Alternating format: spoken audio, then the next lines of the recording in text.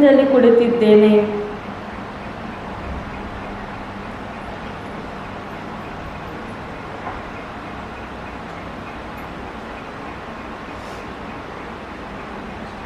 ಈ ದೇಹವೆನ್ನುವಂತಹ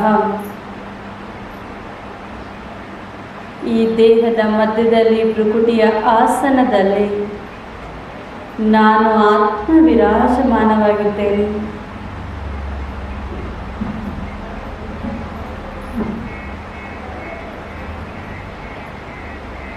ನಾನು ಆತ್ಮ ಈ ದೇಹದ ಮಾಲೀಕನಾಗಿದ್ದೇನೆ.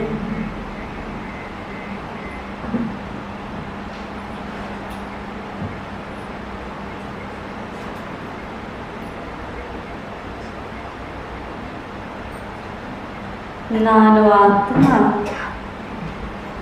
ಈ ಕಣ್ಣುಗಳಿಂದ ನೋಡುವವನು. ನಾನು ಆತ್ಮ ಈ ಕಿವಿಗಳ ಮುಖಾಂತರ ಕೇಳಿಸಿಕೊಳ್ಳುವವನು.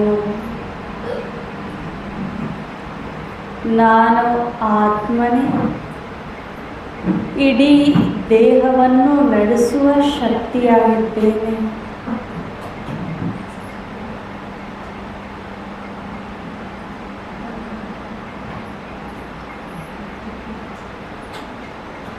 ಇದೇ ಆತ್ಮಿಕ ಸ್ಮೃತಿಯಲ್ಲಿರುತ್ತಾ ಕಣ್ಣುಗಳ ಮೂಲಕ ನಾನು ಆತ್ಮನೇ ನೋಡುತ್ತಾ ಕಿವಿಗಳ ಮುಖಾಂತರ ಈ ಶ್ರೇಷ್ಠ ಜ್ಞಾನವನ್ನು ಕೇಳಿಸಿಕೊಂಡು ಅನುಭವಿಸುವಂಥವನಾಗಿದ್ದೇನೆ ಎನ್ನುವ ಶ್ರೇಷ್ಠ ಆತ್ಮಿಕ ಸ್ಮೃತಿಯಲ್ಲಿ ಸಾಕ್ಷಿಯಾಗಿ ಕುಳಿತು ಜ್ಞಾನವನ್ನು ಆಲಿಸು. ಓಂ.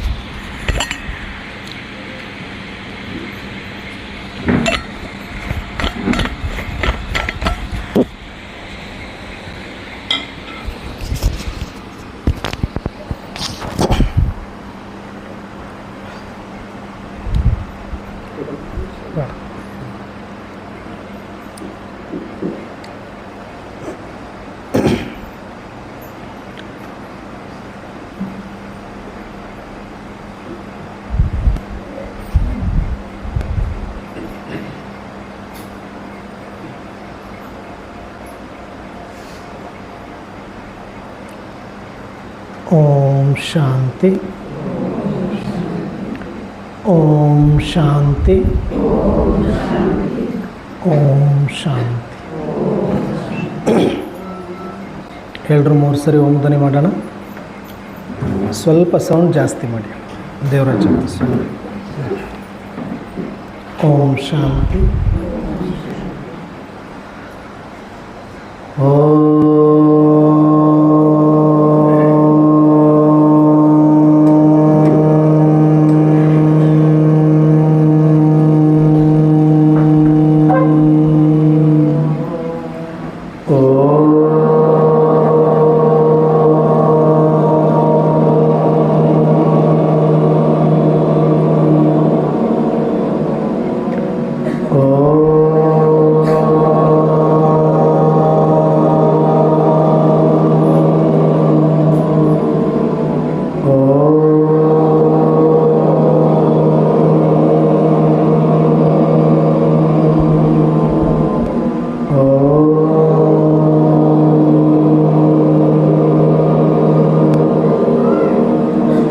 शांति शांति शांति.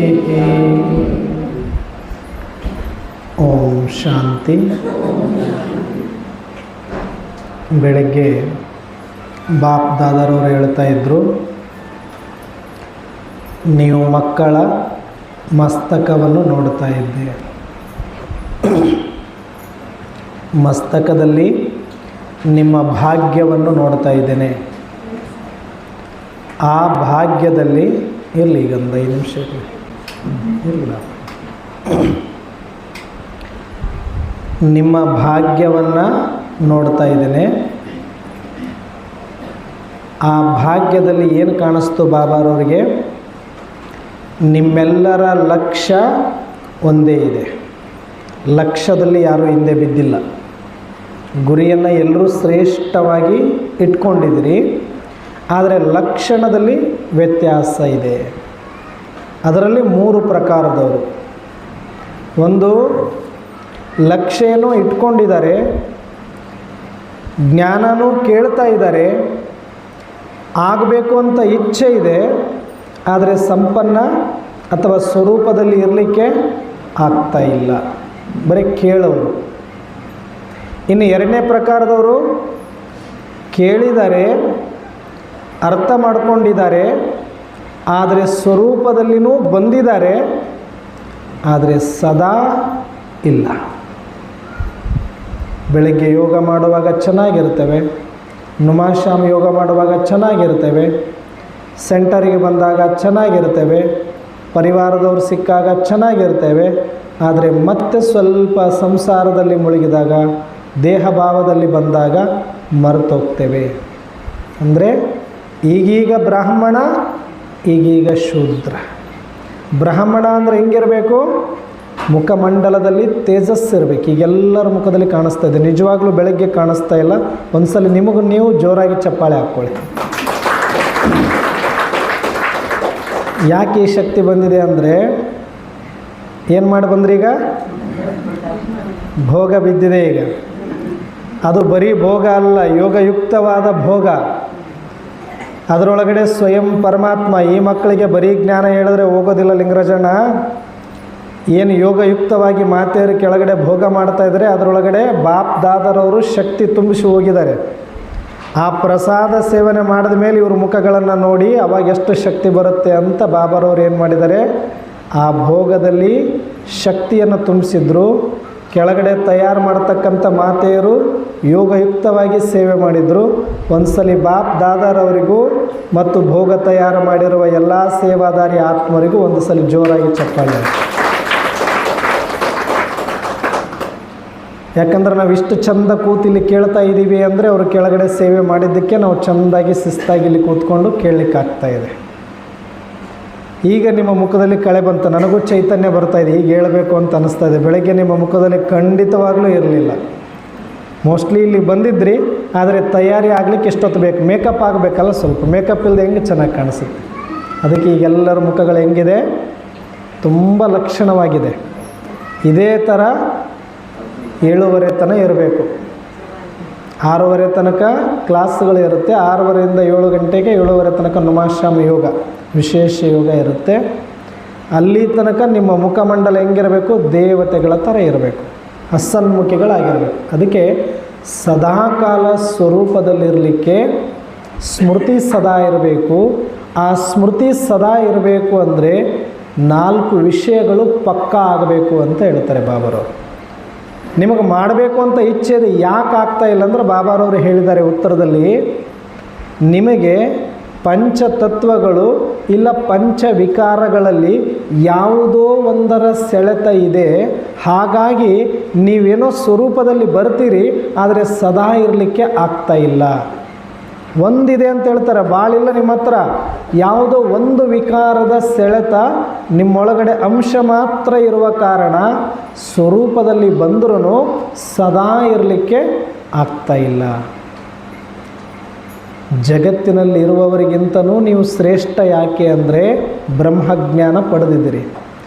ಇಷ್ಟು ಪಡ್ಕೊಂಡ ಮೇಲೆ ಆತ್ಮಜ್ಞಾನ, ಪರಮಾತ್ಮ ಜ್ಞಾನ, ಪ್ರಕೃತಿ ಜ್ಞಾನ, ಇಷ್ಟೆಲ್ಲ ಜ್ಞಾನ ಪಡ್ಕೊಂಡ ಮೇಲೂ ಕೂಡ ಪರಮಾತ್ಮನ ಮುಂದೆ ಕೆಲವು ಮಕ್ಕಳು ಕಂಪ್ಲೇಂಟನ್ನು ಮಾಡ್ತಾರೆ, ಪ್ರಶ್ನೆಯನ್ನು ಮಾಡ್ತಾರೆ, ತಮ್ಮ ತೊಂದರೆ ಸಮಸ್ಯೆಗಳನ್ನು ಹೇಳ್ಕೊಳ್ತಾ ಇದ್ದಾರೆ. ಅದಕ್ಕೆ ಬಾಬಾರವರಿಗೆ ಆಶ್ಚರ್ಯ ಆಗ್ತಾ ಇತ್ತಂತೆ. ಮಕ್ಕಳ ಈ ಸ್ಥಿತಿಯನ್ನು ಕಂಡು ಆಶ್ಚರ್ಯ ಆಯಿತು ನನಗೆ ಅಂತ ಹೇಳ್ತಾರೆ. ನಗ್ತಾರೆ ಬಾಪ್ ದಾದಾರವರು. ನೀವು ಮಕ್ಕಳು ನನ್ನ ಹತ್ರ ಸಮಸ್ಯೆ ಬಂದು ಹೇಳುವಾಗ ನೀವು ಹೆಂಗೆ ಕಾಣಿಸ್ತೀರಿ ಗೊತ್ತಾ ನನಗೆ? ಹೆಂಗೆ ಅಂದರೆ, ಹುಲಿ ಹೋಗ್ತಾ ಇತ್ತು ದಾರಿಯೊಳಗಡೆ, ಒಂದು ಇರುವೆ ಎದುರು ಬಂತಂತೆ. ಇರುವೆನ ನೋಡಿ ಹೆದರ್ಕೊಂಡು ನಿಂತ್ಕೊಂಡ್ಬಿಡುತ್ತಂತೆ. ಹೆದರ್ಕೊಂಡು ನಿಂತ್ಕೊಂಡು ಆಶ್ಚರ್ಯವಾಗಿ ಪರಮಾತ್ಮನನ್ನು ಕೇಳ್ತಾ ಇತ್ತಂತೆ, ಈ ಇರುವೆಯನ್ನು ದಾಟ್ಕೊಂಡು ಹೋಗೋದು ಹೆಂಗೆ ಅಂತ. ಹಾಗಾಗಿದೆ ನಿಮ್ಮ ಸ್ಥಿತಿ ಅಂತ ಹೇಳ್ತಾರೆ. ನೀವು ಯಾರು? ಸರ್ವಶಕ್ತಿವಂತನ ಮಕ್ಕಳು. ಮಾಸ್ಟರ್ ಸರ್ವಶಕ್ತಿವಾನ್, ಮಾಸ್ಟರ್ ಭಗವಾನ್, ಮಾಸ್ಟರ್ ರಚಯಿತ ಅಂತ ನಮಗೆ ಟೈಟಲ್ಗಳನ್ನು ಕೊಟ್ಟಿದ್ದಾರೆ. ಇಂಥ ಟೈಟಲನ್ನು ತಗೊಂಡಿರುವಂಥ ನೀವು ಮಕ್ಕಳು ಸಣ್ಣ ಪುಟ್ಟ ಸಮಸ್ಯೆಗಳು ಬಂತು ಅಂದಾಗ ನನಗಿಂಥ ಸಮಸ್ಯೆ ಇದೆ ಅಂತ ಬಂದು ನನ್ನ ಹತ್ರ ಹೇಳ್ತಿರಲ್ಲ ನೀವು, ನಿಮ್ಮನ್ನು ನೋಡಿ ನನಗೆ ಆಶ್ಚರ್ಯ ಆಗುತ್ತೆ ಅಂತ ಹೇಳ್ತಾರೆ ಬಾಬಾರು. ಅದಕ್ಕೆ ಈಗ ನೀವು ಸಮಸ್ಯೆಗಳನ್ನು ಹೇಳುವ ಸಮಯ ಅಲ್ಲ. ಎಲ್ಲಿದ್ರೆ ಎಲ್ಲರೂ? ನೀವಿಲ್ಲೇ ಇರಬೇಕು. ಚೇರ್ ಏನಾದರೂ ಅಲಗಾಡುತ್ತಾ? ಯಾರಾದರೂ ಬಂದರೂ ಹೋದರೆ ಮತ್ತು ಇದು ಚೇರ್ ತಾನೆ, ಇದು ಯಾಕೆ ಅಲಗಾಡಬೇಕು? ಈ ಚೇರ್ ಒಳಗಡೆ ಕುಂತಿರೋರು ನೀವ್ಯಾರು? ಜ್ಯೋತಿ ಸ್ವರೂಪ ಆತ್ಮರು. ಯಾಕೆ ಅಲಗಾಡಬೇಕು? ನೀವಿಲ್ಲೇ ಇರಬೇಕು, ಇಲ್ಲಿ ಬಾಬಾರವ್ರ ಜೊತೆ ಕನೆಕ್ಟ್ ಆಗಿರಬೇಕು. ಹಾಗಾಗಿ ಬಾಬಾ ಹೇಳ್ತಾರೆ, ನೀವು ಸರ್ವಶಕ್ತಿವಂತನ ಮಕ್ಕಳು. ಈ ಸಮಯದಲ್ಲಿ ನೀವು ಸಮಸ್ಯೆಯನ್ನು ಹೇಳಿಕೊಳ್ಳುವ ಸಮಯ ಅಲ್ಲ. ಅನೇಕ ಆತ್ಮರ ಸಮಸ್ಯೆಗಳನ್ನು ಬಿಡಿಸುವಂಥವರು, ಅನೇಕರಿಗೆ ಶಕ್ತಿ ಕೊಟ್ಟು ಮೇಲೆ ಎತ್ತುವಂಥವರು. ಈಗ ನೀವು ಸಮಸ್ಯೆ ಹೇಳೋದು ನಿಮಗೆ ಶೋಭೆ ಅಲ್ಲ, ನಿಮಗದು ಶೋಭಿಸೋದು ಇಲ್ಲ. ಹಾಗಾಗಿ ಸರ್ವಶಕ್ತಿವಂತ ಪರಮಾತ್ಮನ ಜೊತೆ ಸದಾಕಾಲಕ್ಕಾಗಿ ಇರುವಂಥ ಸ್ಮೃತಿ ಸ್ವರೂಪ ಆತ್ಮರು ನೀವೆಂದಿಗೂ ಕೂಡ ಭಯ ಪಡುವಂಥದ್ದಾಗಲಿ, ಸಮಸ್ಯೆಗಳಿಗೆ ಎದುರುವಂಥದ್ದಾಗಲಿ, ಇವೆಲ್ಲ ಹಳೆಯ ಮಾತುಗಳು, ಬಾಲ್ಯತನದ ಮಾತುಗಳಂತ. ಎದುರುಕೊಳ್ಳೋದೆಲ್ಲ ಯಾವಾಗ? ಮಕ್ಕಳಿದ್ದಾಗ. ಅಯ್ಯೋ ಗುಮ್ಮ ಬರ್ತಾನೆ ಎತ್ಕೊಂಡು ಹೋಗ್ತಾನೆ ಅಂದರೆ ಮಕ್ಕಳು ಎದುರ್ತವೆ. ದೊಡ್ಡವರಾದ್ಮೇಲೆ ಎದುರ್ತಾವ? ಹಾಗೆ ನೀವು ಸಣ್ಣ ಮಕ್ಕಳ ಥರ ಆಡಬೇಡಿ. ನೀವು ದೊಡ್ಡವರಾಗಿದ್ದೀರಾ, ಸಮಯ ಹತ್ತಿರ ಬಂದಿದೆ. ಜಗತ್ತಿನಲ್ಲಿರುವಂಥ ಎಲ್ಲ ಆತ್ಮರನ್ನು ಉದ್ಧರಿಸಬೇಕಾಗಿರುವಂಥ ದೇವಾತ್ಮರು ನೀವು. ನಿಮಗೆ ಒಂದಷ್ಟು ಗಂಭೀರತೆ ಬೇಕು, ನಿಮಗೆ ಒಂದಷ್ಟು ಸಹನೆ ಬೇಕು, ನಿಮಗೆ ತ್ರಿಕಾಲದರ್ಶಿ ಆಗಿರ್ತಕ್ಕಂಥ ನೇತ್ರ ಬೇಕು. ಹಾಗಾಗಿ ಸದಾ ಸ್ಮೃತಿ ಸ್ವರೂಪರಾಗಿರಬೇಕು. ಆ ಸ್ಮೃತಿ ಸ್ವರೂಪರಾಗಿರಬೇಕು ಅಂದರೆ ನಿಮಗೆ ಈ ಜ್ಞಾನದ ಸಂಪೂರ್ಣವಾದ ಕ್ಲ್ಯಾರಿಟಿ ನಿಮ್ಮಲ್ಲಿರಬೇಕು. ಇಡೀ ಜ್ಞಾನದ ಕ್ಲ್ಯಾರಿಟಿ ನಿಮ್ಮಲ್ಲಿ ಆಗಬೇಕು ಅಂದರೆ ಬಾಬಾರವರು ತಿಳಿಸ್ತಾರೆ, 4 ವಿಷಯಗಳಲ್ಲಿ ನೀವು ಪಕ್ಕಾ ಆಗಬೇಕು. ಜ್ಞಾನ, ಯೋಗ, ಧಾರಣೆ, ಸೇವೆ. ಆ 4 ವಿಷಯಗಳು ರಾಜಯೋಗದ ಮುಖ್ಯ ವಿಷಯಗಳು, ಪರಮಾತ್ಮ ತಿಳಿಸುವಂಥ ಮುಖ್ಯ ವಿಷಯಗಳಾಗಿದೆ. ಹಾಗಾಗಿ ಮೊದಲನೇದು ಯಾವುದು? ಜ್ಞಾನ. ಎರಡನೇದು ಯೋಗ. ಮೂರನೇದು ಧಾರಣೆ. ನಾಲ್ಕನೇದು ಸೇವೆ. ಹಾಗಾಗಿ ಈ 4 ವಿಚಾರಗಳಲ್ಲಿ ಯಾವುದಾದ್ರೂ ಒಂದರ ಕೊರತೆ ಇದ್ರೂ ನೀವು ಸದಾ ಕಾಲಕ್ಕಾಗಿ ಸ್ಮೃತಿ ಸ್ವರೂಪರಾಗಿ ಸರ್ವಶಕ್ತಿವಂತರಾಗಲಿಕ್ಕೆ ಆಗೋದಿಲ್ಲ. ಮಾಸ್ಟರ್ ಸರ್ವಶಕ್ತಿವಂತರಾಗಬೇಕು ಅಂದರೆ ಈ 4 ವಿಷಯಗಳಲ್ಲಿ ಫಸ್ಟ್ ಕ್ಲಾಸ್ ಆಗಿ ಪಾಸ್ ಆಗಬೇಕು. ಒಂದು ವಿಷಯ ಫೇಲ್ ಆದರೂ ಕೂಡ ಏನಂತ ಬರುತ್ತೆ? ರಿಸಲ್ಟ್ ಫೇಲ್ ಅಂತಲೇ ಬರುತ್ತೆ. ಉಳಿದ ವಿಷಯಕ್ಕೆ 99 ತೊಗೊಂಡು ಒಂದು ವಿಷಯಕ್ಕೆ 30 ತೊಗೊಂಡ್ರೂ ಏನಾಯಿತು? Result fail. ಹಾಗೆ ನೀವು 4 ವಿಷಯಗಳಲ್ಲಿ ಪರ್ಫೆಕ್ಟ್ ಆಗಿದ್ದರೆ ಮಾತ್ರ ಅಂತಿಮ ಸಮಯದ ಪೇಪರ್ನಲ್ಲಿ ಪಾಸ್ ಅಂತ ನಿಮಗೆ ಸರ್ಟಿಫಿಕೇಟ್ ಸಿಗುತ್ತೆ. ಅದಕ್ಕೆ ಒಂದು ವಿಚಾರದಲ್ಲಿಯೂ ಕೂಡ ನಿಮಗೆ ಕೊರತೆ ಆಗಬಾರದು ಅಂತಲೇ ಈ 4 ವಿಚಾರಗಳನ್ನು ಸಂಪೂರ್ಣವಾಗಿ ತಿಳಿಸುವ ಉದ್ದೇಶದಿಂದ ಈ ಸ್ಲೈಡ್ಗಳ ಮುಖಾಂತರ ನಿಮಗೆ ಹೇಳಲಾಗುತ್ತೆ. ಅದಕ್ಕೆ ಸತ್ಯ ಯೋಗಿ ಜೀವನ. ನೀವೆಲ್ಲ ಭೋಗಿಗಳ ಅಥವಾ ಯೋಗಿಗಳ? ಯೋಗಿಗಳ ತಾನೆ, ಜೋರಾಗಿ ಹೇಳಿ. ಯೋಗಿಗಳಾಗಿದ್ದಕ್ಕೆ ಇಲ್ಲಿದ್ದೀರಿ. ಭೋಗಿಗಳು ಎಲ್ಲಿದ್ದಾರೆ? ಇನ್ನೂ ಅಲ್ಲೇ ಇದ್ದಾರೆ. ಅವ್ರಿಗೂ ಕೂಡ ಈ ಬಟ್ಟೆ ನಡೀತಾ ಇರೋದು ಗೊತ್ತಿದೆ. ಆದರೂ ಕೂಡ ಬಂದಿರೋರು ಯಾರೀಗ? ಯೋಗಿಗಳು ಮಾತ್ರನೇ. ಅದಕ್ಕೆ ನಮ್ಮ ಜೀವನ ಸಂಪೂರ್ಣ ಯೋಗಿ ಜೀವನ, ಸತ್ಯಯೋಗಿ ಜೀವನ ಆಗಬೇಕು. ಅದಕ್ಕೆ ಕಬೀರದಾಸರು ಒಂದು ಮಾತು ಹೇಳ್ತಾರೆ, ವೇಷವ ಆಗ್ತಾರಂತೆ. ಯೋಗಿಯ ವೇಷವ ಹಾಕುವರೆಲ್ಲ ಮನವು ಮಾತ್ರ ಅಂತಿಲ್ಲ, ಯೋಗ ನಿಯಮಗಳ ಪಾಲಿಸೆ ಮನವು ಯೋಗಿಯಹುದಲ್ಲ ಕಬೀರ, ಮನವು ಯೋಗಿಯಹುದಲ್ಲ. ಅಂದ್ರೇನು? ಕಬೀರದಾಸರು ಹೇಳ್ತಾರೆ, ಯೋಗಿಯ ವೇಷವ ಹಾಕುವರೆಲ್ಲ ಮನವು ಮಾತ್ರ ಅಂತಿಲ್ಲ, ಯೋಗ ನಿಯಮಗಳ ಪಾಲಿಸೆ ಮನವು ಯೋಗಿಯಹುದೇ ಅಲ್ಲ ಅಂತ ಹೇಳ್ತಾರೆ. ಹಾಗೆ ಯೋಗಿಗಳಾಗೋದು ಸುಲಭ. ಜ್ಞಾನ ತಗೊಂಡಿದ್ದೀವಿ, ಸೆಂಟರಿಗೆ ಬಂದಿದ್ದೀವಿ, ಬ್ಯಾಡ್ಜ್ ಹಾಕ್ಕೊಂಡಿದ್ದೀವಿ, ಮುರಳಿ ಓದ್ತಾ ಇದ್ದೀವಿ, ಯೋಗ ಮಾರ್ಗದಲ್ಲಿ ನಡೀತಾ ಇದ್ದೀವಿ. ಆದರೆ ಸತ್ಯಯೋಗಿಗಳಾಗಬೇಕು, ನಮ್ಮ ಜೀವನವೇ ಯೋಗ ಜೀವನ ಆಗಬೇಕು ಅಂದರೆ ಕಂಪ್ಲೀಟಾಗಿ ಯೋಗ ನಿಯಮಗಳನ್ನು ಪಾಲಿಸಬೇಕು. ಆ ಯೋಗ ನಿಯಮಗಳನ್ನು ಪಾಲಿಸಿದಾಗ ಮನವು ಯೋಗಿಯಹುದಲ್ಲ, ನಮ್ಮ ಮನಸ್ಸು ನಮ್ಮದಾಗಿರೋದಿಲ್ಲ ಅಂತ. ಯಾರದಾಗಿರುತ್ತೆ? ಸ್ವಯಂ ಪರಮಾತ್ಮನೇ ನಮ್ಮನ್ನು ಬಳಸಿಕೊಳ್ತಾನೆ, ನಮ್ಮ ಮುಖಾಂತರ ಅನೇಕ ಮಹತ್ ಕಾರ್ಯಗಳನ್ನು ಮಾಡ್ತಾರೆ ಅಂತ ಹೇಳ್ತಾರೆ.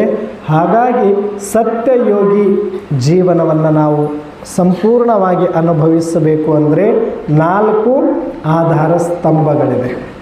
ಮೊದಲನೇದು ಜ್ಞಾನ, ಯೋಗ, ಧಾರಣ, ಸೇವೆ.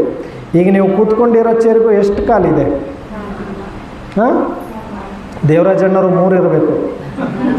ಎಷ್ಟಿದಾವೆ?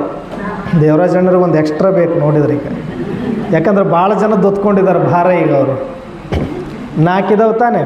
ಒಂದು ಕಾಲಿಲ್ಲ ಅಂದರೂ ಸಫಿಷಿಯೆಂಟಾಗಿ ಕೂಡ್ಲಿಕ್ಕಾಗತ್ತಾ? ಆಗಲ್ಲ.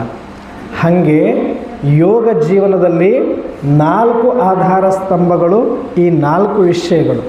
ಈ 4 ವಿಷಯಗಳು ಸಮಾನವಾಗಿ ಪರ್ಫೆಕ್ಟಾಗಿ ಅಳವಡಿಸಿಕೊಂಡ್ರೆ ನಮ್ಮ ಜೀವನ ಹೆಂಗಿರುತ್ತೆ? ಯೋಗ ಜೀವನ. ನಮ್ಮ ಹತ್ತಿರಕ್ಕೆ ವಿಕಾರಗಳನ್ನುವಂತಹ ಮೋಹ ಪಾಶಗಳು ನಮ್ಮನ್ನು ಸುಳಿಯೋದಿಲ್ಲ, ಬಂಧಿಸೋದಿಲ್ಲ.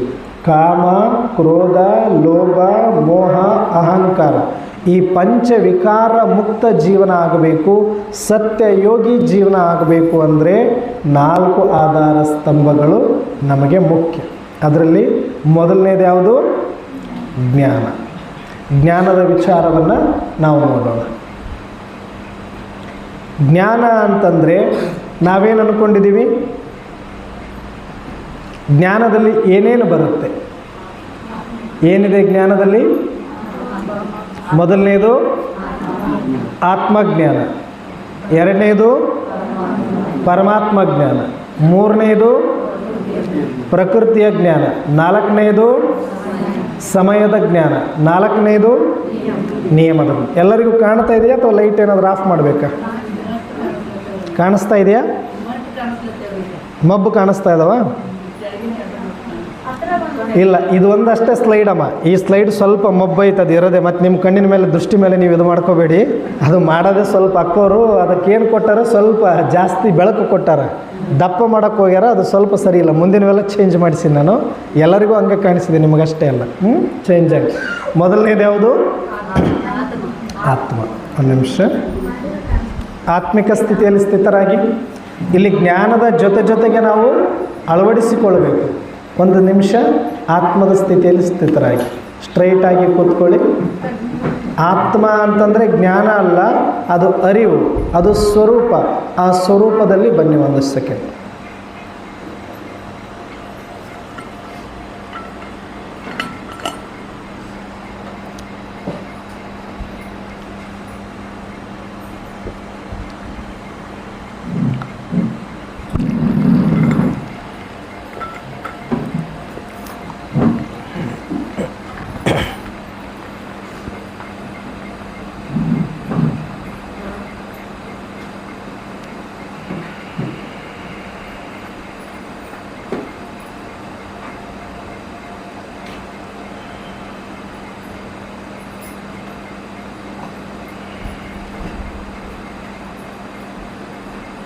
ಓಂ ಶಾಂತಿ. ಜ್ಞಾನ ಅಂದರೆ ಜಗತ್ತಿನಲ್ಲಿ ಬೇಕಾದಷ್ಟು ಜ್ಞಾನಗಳಿದೆ. ಭೌತಜ್ಞಾನ, ಭೂತಜ್ಞಾನ, ವಿಜ್ಞಾನ ಇವೆಲ್ಲವೂ ಕೂಡ ಬಹಿರಂಗದ ವಸ್ತು ವಿಷಯಗಳ ಕುರಿತಾದ ಜ್ಞಾನವನ್ನು ತಿಳಿಸ್ತವೆ. ಆದರೆ ಜ್ಞಾನ ಅಂತ ಯಾವುದಕ್ಕೆ ಕರೆದಿದ್ದಾರೆ ಪರಮಾತ್ಮ ಅಂದರೆ ಅಂತರಂಗದ ವಿಷಯಗಳನ್ನು ಅರ್ಥ ಮಾಡಿಕೊಳ್ಳುವ ಆತ್ಮಜ್ಞಾನ ಎಲ್ಲದಕ್ಕಿಂತ ಶ್ರೇಷ್ಠ ಜ್ಞಾನ ಅಂತ ಹೇಳಿದೆ.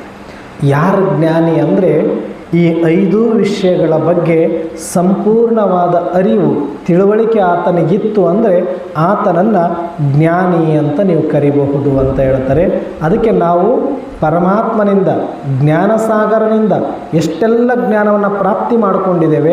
ಆದರೆ ಅದನ್ನು ಒಂದು ಸಲ ನಾವು ಕಣ್ಣಾಡಿಸಿಕೊಂಡು ಇನ್ನೂ ವಿಷಯವನ್ನು ಪರಿಪಕ್ವ ಮಾಡಿಕೊಂಡು ಅದನ್ನು ಸ್ವರೂಪದಲ್ಲಿ ತಂದುಕೊಳ್ಳೋದಕ್ಕೆ ಇವತ್ತು ಈ ಎಲ್ಲ ವಿಚಾರಗಳ ಕುರಿತಾಗಿ ನಾವು ಸಂಪೂರ್ಣವಾದ ಮಾಹಿತಿಯನ್ನು ತಿಳ್ಕೊಳ್ಳೋಣ. ಮೊದಲನೆಯದು ಆತ್ಮಜ್ಞಾನ.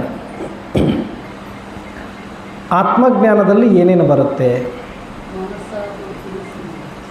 ಆತ್ಮದ ಜ್ಞಾನದಲ್ಲಿ ಏನೆಲ್ಲ ವಿಚಾರಗಳನ್ನು ನಮಗೆ ತಿಳಿಸಬಹುದು?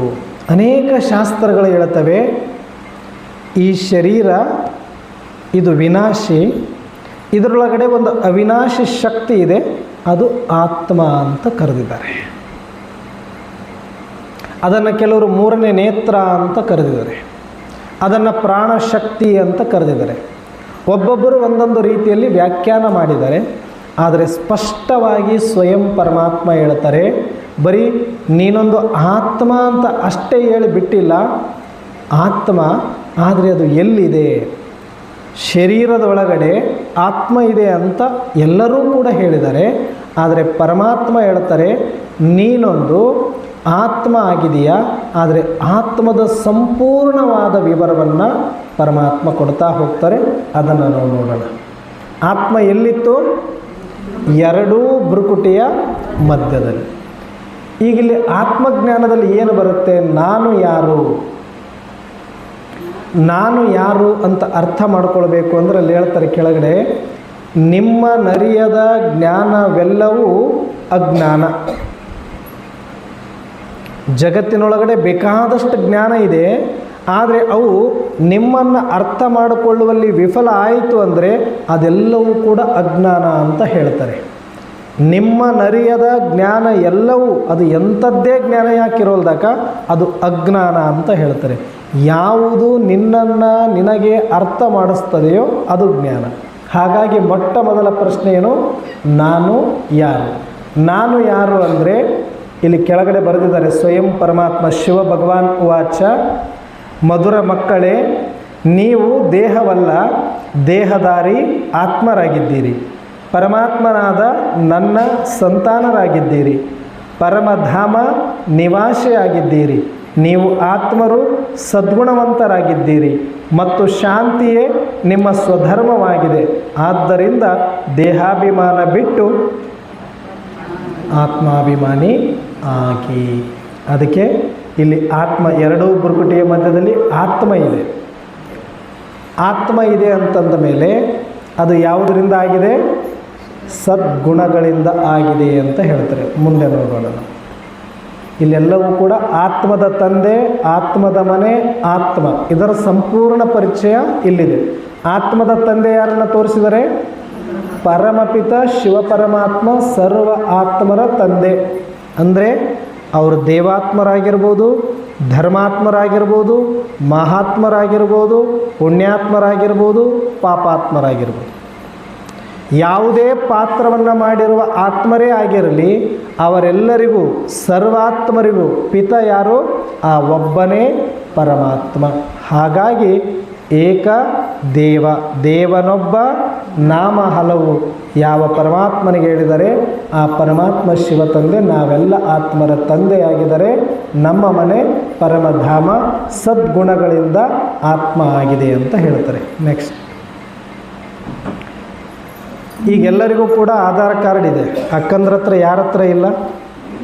ಬಸ್ ಫ್ರೀ ಐತಣ್ಣವ್ರೆ, ಎಲ್ಲರ ಹತ್ರ ಐತಿಗ ಆಧಾರ್ ಕಾರ್ಡ್. ನಾವು ಅವಾಗ ಅಣ್ಣಂದ್ರೆ ಇಟ್ಕೊಂಡು ಅಡ್ಡಾಡ್ತಿದ್ರಿ ಎಲ್ಲ ಕಾರ್ಡ್ಗಳಲ್ಲಿ. ಈಗ ಆಧಾರ್ ಕಾರ್ಡ್ ಫಸ್ಟ್ ಅಕ್ಕಂದ್ರ ಹತ್ರ ಇರ್ತದೆ, ಯಾಕಂದರೆ ಎಲ್ಲಿ ಹೋಗಬೇಕಾದ್ರೆ ಮೊದಲು ಆಧಾರ್ ಕಾರ್ಡ್ ಬೇಕೀಗ. ಯಾವುದರ ಆಧಾರ್ ಕಾರ್ಡ್ ಅದು? ಶರೀರದ ಆಧಾರ್ ಕಾರ್ಡ್ ಅದು. ಈ ಶರೀರಕ್ಕೆ ಇಟ್ಟಿರುವ ಹೆಸರು, ಈ ಶರೀರಕ್ಕೆ ಕಾರಣೀಕರ್ತ ಆದ ತಂದೆಯ ಹೆಸರು ಅಥವಾ ಶರೀರದ ಅಡ್ರೆಸ್ಸು ಅದರಲ್ಲಿ ಇರುತ್ತೆ. ಅದೇ ಥರ ಪರಮಾತ್ಮ ಹೇಳ್ತಾರೆ, ನೀವು ಆತ್ಮ ಅಂದಮೇಲೆ ಆತ್ಮಕ್ಕೆ ಒಂದು ಆಧಾರ್ ಕಾರ್ಡ್ ಬೇಕಲ್ಲ, ರಿಯಲ್ ಐಡೆಂಟಿಟಿ ಕಾರ್ಡ್ ಬೇಕಲ್ಲ, ಅದನ್ನು ಪರಮಾತ್ಮ ಕೊಡ್ತಾರೆ. ಆ ಆಧಾರ್ ಕಾರ್ಡ್ ಎಲ್ಲರಿಗೂ ಕೊಟ್ಟಿದೆ ಸರ್ಕಾರ. ಆದರೆ ಈ ಆಧಾರ್ ಕಾರ್ಡ್ ಕೊಡಬೇಕು ಅಂದರೆ ಗಾಡ್ಲಿ ಗೌರ್ಮೆಂಟ್. ಯಾರು? ಸ್ವಯಂ ಪರಂಪಿತ ಶಿವಪರಮಾತ್ಮ ಸೃಷ್ಟಿಕರ್ತನೇ ನಾವು ಆತ್ಮರಿಗೆ ಆಧಾರ್ ಕಾರ್ಡನ್ನು ಕೊಡಲಿಕ್ಕೆ ಸಾಧ್ಯ. ಯಾಕೆ ಅಂದರೆ ಆತ್ಮದ ವರ್ತಮಾನ, ಆತ್ಮದ ಭೂತ, ಆತ್ಮದ ಭವಿಷ್ಯ, ಸರ್ವಾತ್ಮರ ಭೂತಕಾಲ, ವರ್ತಮಾನ ಕಾಲ, ಭವಿಷ್ಯ ಕಾಲ, ಆ ತ್ರಿಕಾಲವನ್ನು ಉಳ್ಳಂಥ ತ್ರಿನೇತ್ರಿ ತ್ರಿಕಾಲದರ್ಶಿಯಾಗಿರುವ ಪರಂಪಿತ ಪರಮಾತ್ಮನೇ ನಮ್ಮೆಲ್ಲರಿಗೂ ಒಂದು ರಿಯಲ್ ಆಧಾರ್ ಕಾರ್ಡನ್ನು ಕೊಟ್ಟಿದ್ದಾರೆ. ನಮ್ಮ ಹೆಸರು ಯಾರಾದರೂ ನೀವು ಯಾರು ಅಂತ ಕೇಳಿದ್ರೆ ಏನು ಹೇಳ್ತಿದ್ವಿ? ಇಲ್ಲಿ ತನಕ ಶರೀರದ ಹೆಸರು ಹೇಳ್ತಿದ್ವಿ ವ್ಯಾವಹಾರಿಕವಾಗಿ. ಆದರೆ ರಿಯಲ್ ಐಡೆಂಟಿಟಿ ಆಧ್ಯಾತ್ಮಿಕ ದೃಷ್ಟಿಯಲ್ಲಿ ನಾವು ಯಾರು? ನನ್ನ ಹೆಸರು ಆತ್ಮ, ತಂದೆಯ ಹೆಸರು ಶಿವ, ಜೋರಾಗಿ ಹೇಳ್ರಿ ಅಪ್ಪನ ಹೆಸರು. ವಿಳಾಸ ಎಲ್ಲಿಂದ ಬಂದವರು? ಯಾವೂರು? ಸಾಲೋಡಿಗಲ್ವಾ? ಮತ್ತು ಬೇರೆ ಊರಿಂದ ಬಂದವರು? ಅದೆಲ್ಲ ಶರೀರದ್ದು.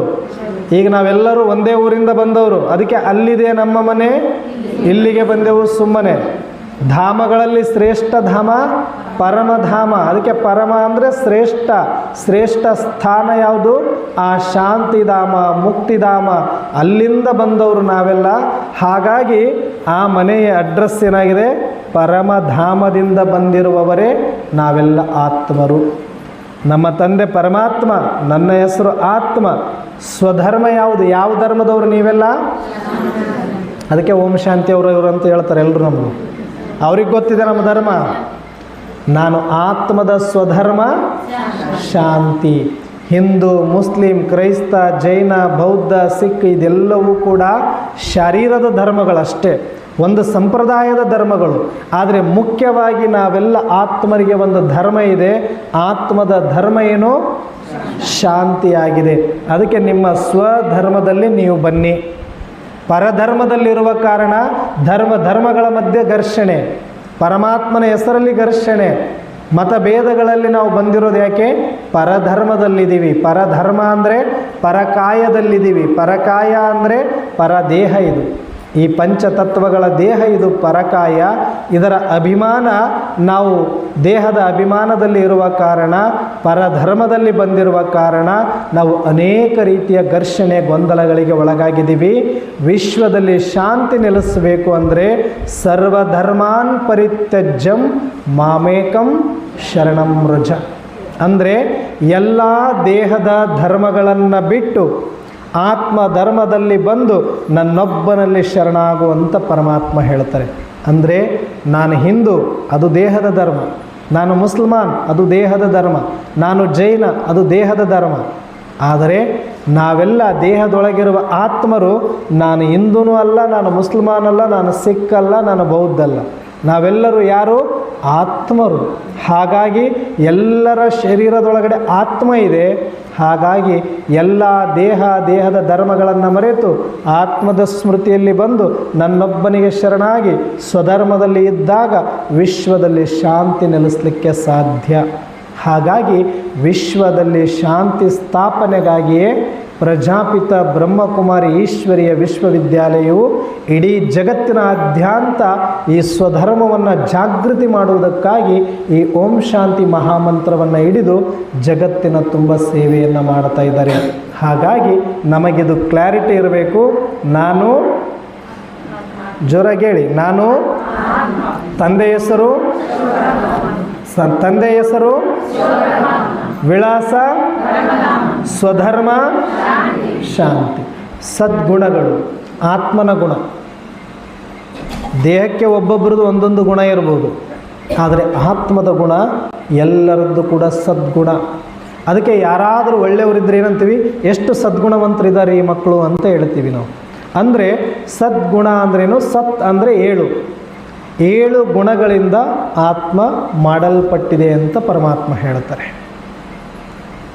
ಅಂದರೆ ಈಗ ಹೆಂಗೆ ಕಾಮನ ಬಿಲ್ಲುಗಳು 7 ಬಣ್ಣಗಳು ಸೇರಿ ಬಿಳಿಯ ಬಣ್ಣವಾಯಿತು ಅಂತ ಹೇಳ್ತಾರೆ, ಅನೇಕ ಬಣ್ಣಗಳ ರೂಪದಲ್ಲಿ ಹೆಂಗೆ ಕಾಮನ ಬಿಲ್ಲು ಕಾಣಿಸ್ತದೆ, ಹಾಗೆ ಆತ್ಮ ನೋಡಲಿಕ್ಕೆ ಒಂದೇ ಇದ್ದರೂ ಕೂಡ, ಸ್ವಧರ್ಮ ಶಾಂತಿ ಇದ್ದರೂ ಕೂಡ, ಆ ಸ್ವಧರ್ಮದ ಶಾಂತಿಯಲ್ಲಿ ಈ 7 ಗುಣಗಳ ಸಮ್ಮಿಶ್ರಣ ಇದೆ ಅಂತ ಹೇಳ್ತಾರೆ. ಹೆಂಗೆ ಶರೀರ ಯಾವುದರಿಂದ ಆಗಿದೆ? ಶರೀರ ಪಂಚ ತತ್ವಗಳಿಂದ ಆಗಿದೆ. ಯಾಕೆ ಆ ಕಡೆ ಮೂಲೆಯೊಳಗೆ ಮಾತಾಡ್ತಾ ಇಲ್ಲ? ಇವ್ರು ಹೆಂಗೂ ಮಾತಾಡಕತ್ತಾರ, ನಮ್ದೇನಿಲ್ಲ ಬಿಡ್ರಿ ಅಣ್ಣವ್ರೆ ಅಂತ. ಶರೀರ ಯಾವುದರಿಂದ ಆಗಿದೆ? ನಿಮ್ಮದು ಯಾವುದಾಗಿದೆ? ಕಂಚಿನಿಂದ ಆಗಿದೆಯಾ? ಯಾವುದರಿಂದ ಆಗಿದೆ? ಶರೀರ ಪಂಚತತ್ವಗಳಿಂದ ಆಗಿದೆ. 5 ತತ್ವಗಳು. ಇದರಲ್ಲಿ ಏನಿದೆ? ನೆಲ, ಜಲ, ಅನಿಲ, ಆಕಾಶ, ಪ್ರಕಾಶ. ಏನನ್ನೋರು ಯಾರ್ದ ಹೆಸರು ಹೇಳಕತ್ತೀರಿ ಅಂದ್ರೇನು? ಯಾರ ಹೆಸರಲ್ಲಿ ಪಂಚತತ್ವಗಳಿಗೆ ಸ್ವಲ್ಪ ಮಾಡಿಫಿಕೇಷನ್ ಮಾಡ್ಯಾರ ಹೆಸರಷ್ಟೇ. ನೆಲ ಅಂದರೆ ಭೂಮಿ, ಜಲ ಅಂದರೆ ನೀರು, ಅನಿಲ ಅಂದರೆ ಗಾಳಿ, ಆಕಾಶ ಅಂದರೆ ಆಕಾಶ ತತ್ವ, ಪ್ರಕಾಶ ಅಂದರೆ ಅಗ್ನಿ ತತ್ವ. ಪ್ರಕಾಶ ಅಂದರೆ ಅಗ್ನಿ ತತ್ವ. ಈ 5 ತತ್ವಗಳಿಂದ ದೇಹ ಹೆಂಗ ಆಗಿದೆಯೋ ಹಾಗೆ ಆತ್ಮ 7 ಗುಣಗಳಿಂದ ಆಗಿದೆ. ಆ 7 ಗುಣಗಳು ಯಾವುದು ಅಂತಂದರೆ ಜ್ಞಾನ, ಪವಿತ್ರತೆ, ಸುಖ, ಶಾಂತಿ, ಆನಂದ, ಪ್ರೇಮ, ಶಕ್ತಿ. ಈ 7 ಗುಣಗಳಿಂದ ಏನಾಗಿದೆ? ಆತ್ಮ ಆಗಿದೆ. ಆತ್ಮದೊಳಗಡೆ ಜ್ಞಾನ ಇದೆ ಅಂದರೆ ಏನಾಯಿತು? ಜ್ಞಾನ ಈಗ ಹೊಸದಾಗಿ ನೀವು ಪಡಿಬೇಕಾಗಿಲ್ಲ. ನೀವೆಲ್ಲಿಂದ ಬಂದಿರೋರು? ಪರಮಧಾಮದಿಂದನೇ ಬಂದಿರೋರು, ಪರಮಾತ್ಮನಿಂದನೇ ಬಂದಿರೋರು, ಸ್ವತಃ ಆತ್ಮನೇ ಆಗಿರುವವರು. ನಿಮ್ಮೊಳಗಡೆ ಜ್ಞಾನ ಶತಸಿದ್ಧ ಇದೆ, ಆದರೆ ಮರೆತಿದ್ದೀರಿ ಅಷ್ಟೇ. ಅದಕ್ಕೆ ಮರೆತರೆ ಮಾನವ, ಅರಿತರೆ ಶರಣ ಅಂತ ಹೇಳಿದರು ಬಸವಣ್ಣನವರು. ಹಾಗಾಗಿ ನಮಗೆ ಅರ್ಥ ಮಾಡಿಸ್ಲಿಕ್ಕೆ ಸ್ವಯಂ ಪರಮಾತ್ಮ ಈಗ ಅರಿವನ್ನು, ಆ ಸ್ಮೃತಿಯನ್ನು ಕೊಡಲಿಕ್ಕೆ ಬಂದಿದ್ದಾರೆ. ಅದಕ್ಕೆ ನಿಮ್ಮೊಳಗಡೆ ಈಗಾಗಲೇ ಜ್ಞಾನ ಇದೆ, ಪವಿತ್ರತೆ ಇದೆ, ಸುಖ ಇದೆ, ಶಾಂತಿ ಇದೆ, ಆನಂದ ಇದೆ, ಪ್ರೇಮ ಇದೆ, ಶಕ್ತಿ ಇದೆ. ನೋಡಿ, ಈಗ ಆತ್ಮದೊಳಗಡೆ ಜ್ಞಾನ ಇದೆ, ಜ್ಞಾನ ಇದೆ, ಆದರೆ ಮರೆತೋಗಿದೆ. ಅದಕ್ಕೆ ಚಿಕ್ಕ ಮಕ್ಕಳು ಪ್ರತಿಯೊಂದು ಕೂಡ ಮಮ್ಮಿ ಇದೆಯೇನು, ಪಪ್ಪ ಇದೆಯೇನು. ನಿಮಗೆ ಮಕ್ಕಳ ಪ್ರಶ್ನೆಗೆ ಉತ್ತರ ಕೊಡೋಕ್ಕೆ ಸಾಧ್ಯನೇ ಇಲ್ಲ, ಅಷ್ಟು ಕೇಳ್ತಾನೆ ಇರ್ತವೆ. ಇವ್ರು ಯಾರು, ಅವ್ರು ನಮಗೆ ಸಂಬಂಧ ಇರಲಿ, ಪಪ್ಪ ಇವ್ರದೇನು, ಮಮ್ಮಿ ಇದೆಯೇನು. ನೀವು ಮಾರ್ಕೆಟಿಗೆ ಕರ್ಕೊಂಡು ಹೋದರೂ ಕೇಳುತ್ತೆ, ನೀವು ಯಾರು ಬಂದರೂ ಕೇಳುತ್ತೆ. ಅಂದರೆ ಆತ್ಮನೊಳಗಡೆ ಜ್ಞಾನ ಇದೆ, ಮರೆತಿರುವ ಕಾರಣ ಮತ್ತೆ ಅದನ್ನು ಎಮರ್ಜ್ ಮಾಡ್ಕೊಳ್ಳೋದಕ್ಕೆ ಆ ಜ್ಞಾನ ಬೇಕು ಬೇಕು ಬೇಕು ಅಂತ ಚಿಕ್ಕ ವಯಸ್ಸಿಂದನೂ ಕೂಡ ಏನು ಏನು ಏನು ಅನ್ನೋ ಪ್ರಶ್ನೆಯನ್ನು ಮಾಡ್ತಾನೆ ಆತ್ಮ ಬರುತ್ತೆ. ಯಾಕಂದರೆ ತನ್ನ ಗುಣ ಸಂಪನ್ನ ಅದು, ಆತ್ಮ ಜ್ಞಾನದಿಂದ ಸಂಪನ್ನ, ಅದು ವಂಚಿತ ಆಗಿದೆ. ಅದಕ್ಕೆ ಜ್ಞಾನ ಬೇಕು ಬೇಕು ಬೇಕು ಅಂತಲೇ ಎಲ್ಲರೂ ಪ್ರಶ್ನೆಗಳಲ್ಲಿನೇ ನಾವು ಜೀವನವನ್ನು ಸಾಗಿಸ್ತಾ ಇರುತ್ತೆ. ಇನ್ನು ಎರಡನೇದು ಯಾವುದು? ಪವಿತ್ರತೆ. ಪವಿತ್ರತೆ ಅಂದರೆ ಆತ್ಮ ಪರಿಶುದ್ಧವಾಗಿದೆ, ಆತ್ಮ ನಿರ್ಮಲವಾಗಿದೆ. ಹಾಗಾಗಿನೇ ನಮ್ಮೆಲ್ಲರಿಗೂ ಸ್ವಚ್ಛತೆ ಇಷ್ಟ ಆಗತ್ತನೋ ಗಲೀಜು ಇಷ್ಟ ಆಗುತ್ತೆ? ಸ್ವಚ್ಛ ಇಷ್ಟ ಆಗುತ್ತೆ. ಈಗ ಚೇರ್ ಹಾಕಿದ್ದಾರೆ ಅಂದರೆ ಬಿಳಿ ಬಟ್ಟೆ ಹಾಕ್ಕೊಂಡು ಬಂದರೆ ನಾವು ಸ್ವಲ್ಪ ಮುಟ್ಟಿ ನೋಡ್ತೀವಿ ಇಲ್ಲಿ ಧೂಳಿದೆಯಾ ಇಲ್ಲ ಅಂತ. ಯಾಕೆ ಹಂಗೆ ಕೂತ್ಕೋಬೋದಲ್ಲ? ಧೂಳು ಇಷ್ಟ ಆಗಲ್ಲ, ಗಲೀಜು ಇಷ್ಟ ಆಗಲ್ಲ, ಕೊಳಕು ಇಷ್ಟ ಆಗಲ್ಲ, ಅಪವಿತ್ರತೆ ಇಷ್ಟ ಆಗಲ್ಲ. ಯಾಕೆ ಅಂದರೆ ಆತ್ಮದ ಗುಣವೇ ಪವಿತ್ರತೆಯಾಗಿದೆ.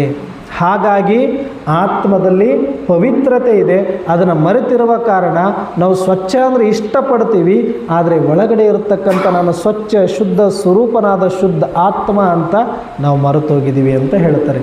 ಅದಕ್ಕೆ ನಾವು ಎಲ್ಲಿ ಹೋದರೂ ಕೂಡ ಸುಖ ಬೇಕು, ಶಾಂತಿ ಬೇಕು ಅಂತ ಕೇಳ್ತೀವಿ. ಯಾಕೆ ಕೇಳ್ತೀವಿ? ದೇವಸ್ಥಾನಕ್ಕೆ ಹೋದರೂ ಕೂಡ ನಾವೇನು ಕೇಳ್ತೀವಿ? ಸುಖ ಕೊಡು, ಶಾಂತಿ ಕೊಡು ಅಂತಲೇ ಕೇಳ್ತೀವಿ. ರೊಕ್ಕ ರೂಪಾಯಿ ಕೇಳಿಲ್ಲ, ನಾವು ಪರಮಾತ್ಮನ ಹತ್ರ ಕೇಳಿದ್ದೇವಾ? ಬಟ್ಟೆ ಕೇಳಿದೀವ, ಚಿನ್ನಸ್ತರ ಕೇಳಿದೀವ? ಚಿನ್ನದ ರೇಟ್ ಜಾಸ್ತಿ ಆಗೈತಿ, ಈಗ ಕಡಿಮೆ ಆಗಿದೆ, ತೊಗೊಳ್ಬೋದಲ್ಲ.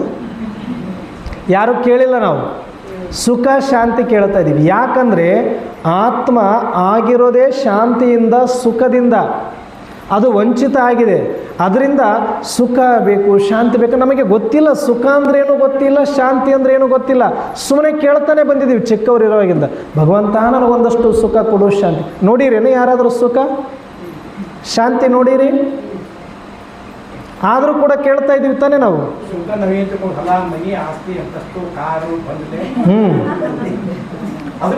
ಬೇಕು ಬೇಕು ಅಂತ ಅಂದರೆ ಯಾವುದಾದ್ರೂ ಒಂದು ರೂಪದೊಳಗಡೆ ಆ ಸುಖ ಅಂದ್ರೆ ಇಲ್ಲಿ ತನಕ ನೋಡಿಲ್ಲ, ಆ ಸುಖ ಸಿಕ್ಕೀತು ಅನ್ನುವ ಅಪೇಕ್ಷೆಯಿಂದ ಹೊಲ ಗಳಿಸಕತ್ತೀವಿ, ಮನೆ ಗಳಿಸಕತ್ತೀವಿ, ಅಂತಸ್ತು, ಹೆಸರು, ಕೀರ್ತಿಯಲ್ಲಿ ಹುಡುಕಾಡ್ಲಿಕ್ಕತ್ತಿದೆ. ಯಾಕೆ? ಆತ್ಮ ಆಗಿರೋದೇ ಸುಖ ಶಾಂತಿಯಿಂದ. ಇದನ್ನು ತೊಗೊಂಡ್ರೆ ನೆಮ್ಮದಿ ಸಿಕ್ಕಿತು, ಇದನ್ನು ತೊಗೊಂಡ್ರೆ ಶಾಂತಿ ಸಿಕ್ಕಿತು ಅಂತ ಹೊರಗಿನ ಪದಾರ್ಥಗಳಲ್ಲಿ ಹುಡುಕಾಟ ನಡೆಸಿದೆ. ಯಾಕೆ? ಅದು ವಂಚಿತ ಆಗಿದೆ. ತನ್ನ ಮೂಲ ಸ್ವರೂಪ, ತನ್ನ ಮೂಲ ಧರ್ಮದಿಂದ ಆತ್ಮ ವಂಚಿತ ಆಗಿರುವ ಕಾರಣ ಅವುಗಳ ಹುಡುಕಾಟದಲ್ಲಿ ಬೇರೆ ಬೇರೆ ಪ್ರಯೋಗಗಳನ್ನು ಮಾಡ್ತಾ ಇದೆ. ಈಗ ಹಸಿವಾಗಿದೆ, ಹಸಿವಾದಾಗ ತಾನೇ ಊಟ ಬೇಕು ಅಂತ ನಾವು ಕೇಳ್ತೀವಿ. ಈಗ ಹೊಟ್ಟೆ ತುಂಬಿದೆ, ಈಗ ಊಟ ಮಾಡಿ ಬನ್ನಿ ಅಂತ ಕರೆದ್ರೆ ಯಾರಾದರೂ ಹೋಗ್ತೀರಾ ನೀವು? ಇಲ್ಲ. ಯಾಕೆ? ತುಂಬಿದೆ. ಅದರಿಂದ ಸಂತೃಪ್ತ ಆದಾಗ ಅದರ ಬಯಕೆ ಇರೋದಿಲ್ಲ. ಆದರೆ ಸುಖ ಶಾಂತಿಯ ಬಯಕೆ ಯಾಕಂದರೆ ಒಳಗಡೆ ಆತ್ಮದೊಳಗಿದ್ದೂ ಕೂಡ ಅದರಿಂದ ವಂಚಿತ ಆಗಿದೆ, ಅದರ ಸ್ಮೃತಿಯಿಂದ ಮರೆತು ಹೋಗಿದೆ, ವಿಸ್ಮೃತಿಯಲ್ಲಿದೆ. ಹಾಗಾಗಿ ಪರಮಾತ್ಮ ಹೇಳ್ತಾರೆ, ನೀವು ಸುಖ ಶಾಂತಿಯನ್ನು ಹೊರಗಡೆ ಹುಡುಕೋದ್ರಿಂದ ಸಿಗೋದಲ್ಲ. ಅದು ಎಲ್ಲಿದೆ? ನೀನು ಅದರಿಂದಲೇ ಆಗಿದೆಯಾ. ನಿನ್ನ ಸ್ವಧರ್ಮವೇ ಅದಿದೆ, ನಿನ್ನ ಸದ್ಗುಣವೇ ಸುಖ ಶಾಂತಿಯಿಂದ ಆಗಿದೆ. ಹಾಗಾಗಿ ನೀನು ನಿನ್ನಲ್ಲಿಯೇ ಆ ಸತ್ಯ ಸದ್ಗುಣಗಳನ್ನು ಅನುಭವ ಮಾಡಬೇಕು. ಮಾಡಬೇಕು ಅಂದರೆ ನೀನು ನಿನ್ನನ್ನು ನೀನು ತಿಳ್ಕೊಳ್ಬೇಕು. ಅದಕ್ಕೆ ಕಬೀರದಾಸರೊಂದು ಮಾತು ಹೇಳ್ತಾರೆ, ಬೀಜದೊಳಗೆ ಇದೆ ಎಣ್ಣೆ, ಹಾಲಿನೊಳಗೆ ಇದೆ ಬೆಣ್ಣೆ, ನಿನ್ನಯ ದೇವ ನಿನ್ನೊಳಗಿಹನೈ, ಕೈಲಾದರೆ ನೋಡೈ ಕಬೀರ, ಕೈಲಾದರೆ ನೋಡೈ. ಅವ್ರು ಹೇಳ್ತಾರೆ, ಬೀಜದೊಳಗಡೆ ಎಣ್ಣೆ ಹೆಂಗಿದೆಯೋ, ಹಾಲಿನೊಳಗೆ ಬೆಣ್ಣೆ ಹೆಂಗಿದೆಯೋ ಕಾಣೋದಿಲ್ಲ, ಆದರೆ ಇದೆ. ಯಾವಾಗ ನೀವು ಹಾಲನ್ನು ಸರಿಯಾಗಿ ಹದವಾಗಿ ಕಾಯಿಸಿ ಎಪ್ಪಾಕಿ ಕಡೆದು ಬೆಣ್ಣೆ ತೆಗೆದು ತುಪ್ಪ ಮಾಡ್ತೀರಿ, ಬೆಣ್ಣೆ ಅದರೊಳಗೆ ಇದ್ದರೂ ಕೂಡ ಕಾಣಿಸೋದಿಲ್ಲ. ಹಾಗೆ ಬೀಜದೊಳಗಡೆ ಎಣ್ಣೆ ಇದ್ದರೂ ಕೂಡ ಗಾಣಕ್ಕೆ ಹಾಕೋವರೆಗೂ ಕೂಡ ಅದು ತಿಳಿಯೋದಿಲ್ಲ. ಹಾಗೆ ನಿನ್ನ ಒಳಗಡೆ ನಿನ್ನ ಅಂತರಾತ್ಮದಲ್ಲಿಯೇ ಸುಖ ಶಾಂತಿ ಸ್ವರೂಪ ಇದೆ, ನಿನ್ನ ಕೈಲಾದರೆ ನೋಡು ಅಂತ ಹೇಳ್ತಾರೆ. ಆದರೆ ಇದಕ್ಕೇನು ಬೇಕು?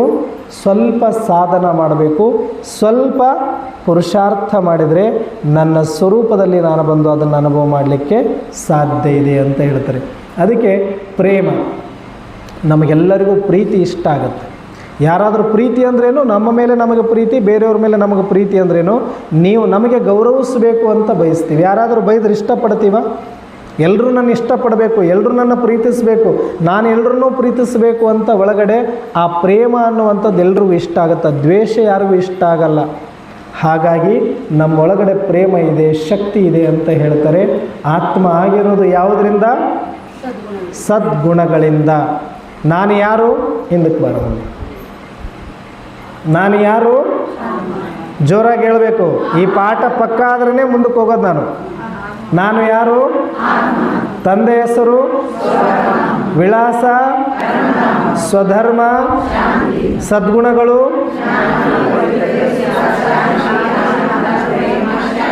ಸರಿ. ಇಷ್ಟೆಲ್ಲ ಇದ್ದ ಮೇಲೆ ಮತ್ತು ಇಲ್ಲೇನಕ್ಕೆ ಬಂದ್ರಿ ನೀವು? ನಮ್ಮ ಕಡೆಗೆ ಹಿರೇ ನಾಟಕ ಆಡ್ತಾರೆ. ಹಿರೇ ನಾಟಕ ನೋಡಿರೇ ಅಣ್ಣವ್ರೆ? ದೇವರಾಜಣ್ಣರು ಆಡಕತ್ತಾರೆ ಈಗ ಹಿರೇ ಆಟ. ಹಿರೇ ನಾಟಕ ಅಂದರೆ ಫಸ್ಟಿಗೆ ಒಂದೆರಡು ಪಾರ್ಟ್ ಕರೆಸ್ತಾರೆ. ಸಾರಥಿ ಅಂತ ಒಬ್ಬನೇ ಇರ್ತಾನೆ. ನೀನು ಧಾರನಲೈ ಸಾರಥಿ ಅಂತ ಕೇಳ್ತಾನತ್ತ. ನೀನು ಯಾರು? ನೀನು ಯಾಕೆ ಇಲ್ಲಿಗೆ ಬಂದಿ ಅಂತ ಕೇಳ್ತಾನೆ. ನಾನು ಇಂಥ ದೇಶದಿಂದ ಇಂಥ ರಾಜ್ಯ ಅಂತ. ನೀನು ಅಂಥ ದೇಶದ ಅಂಥ ರಾಜ್ಯ ಆದರೆ ಈ ಒಂದು ನಾಟಕ ಭೂಮಿ ರಂಗಕ್ಕೆ ಬಂದ ಕಾರಣವೇನು ಅಂತ ಕೇಳ್ತಾನೆ. ಹೌದಾ? ಇಲ್ಲ ಕೇಳ್ತಾರಲ್ಲ ಅದನ್ನ. ದೊಡ್ಡ ಆಟದೊಳಗಡೆ ಹಂಗೆ ಹೇಳ್ತಾರೆ. ಸಾರಥಿ ಒಬ್ಬರು ಇರ್ತಾರೆ, ಬಂದವರು ವಿಚಾರ ಮಾಡ್ತಾರೆ. ಅವರು ನೀನಿನ್ನ ನಾಮಾಂಕಿತವೇನು ಅಂತ ಕೇಳ್ತಾರೆ. ಹಾಂ, ಹೇಳ್ತಾರೇನು ಡೈಲಾಗ್? ಹಾಂ, ಬರ್ರಿ ಹೇಳ್ರಿ ಸ್ವಲ್ಪ. ಇಲ್ಲ ಕೂಡು.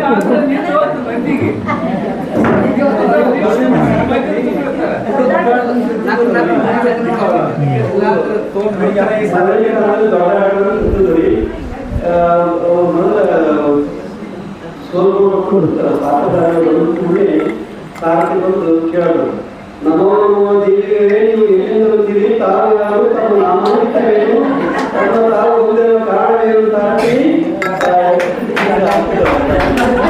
ಅದಾದ್ಮೇಲೆ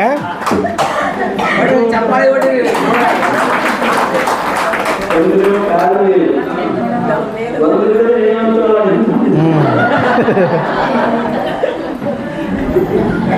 ಇವರು ಸಾರಥಿ ಪಾರ್ಟ್ ಮಾಡ್ಯಾರ.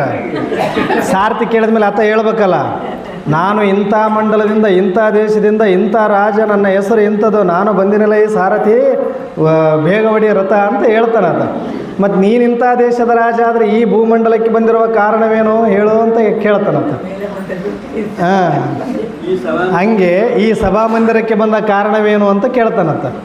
ಹಂಗೀಗ ಪರಮಾತ್ಮ ಹೇಳ್ತಾರೆ, ನೀನು ಆತ್ಮ, ನಿನ್ನ ತಂದೆ ಶಿವಪರಮಾತ್ಮ, ನಿನ್ನ ಮನೆ ಪರಮಧಾಮ, ನಿನ್ನ ಸ್ವಧರ್ಮ ಶಾಂತಿ, ನೀನಾಗಿರೋದು ಸದ್ಗುಣಗಳಿಂದ, ಮತ್ತು ನೀನು ಈ ಸಭಾಮಂದಿರಕ್ಕೆ ಬಂದ ಕಾರಣವೇನು ಕೇಳಿದ್ರೆ ಹೇಳ್ಬೇಕಲ್ಲ ನೀವು.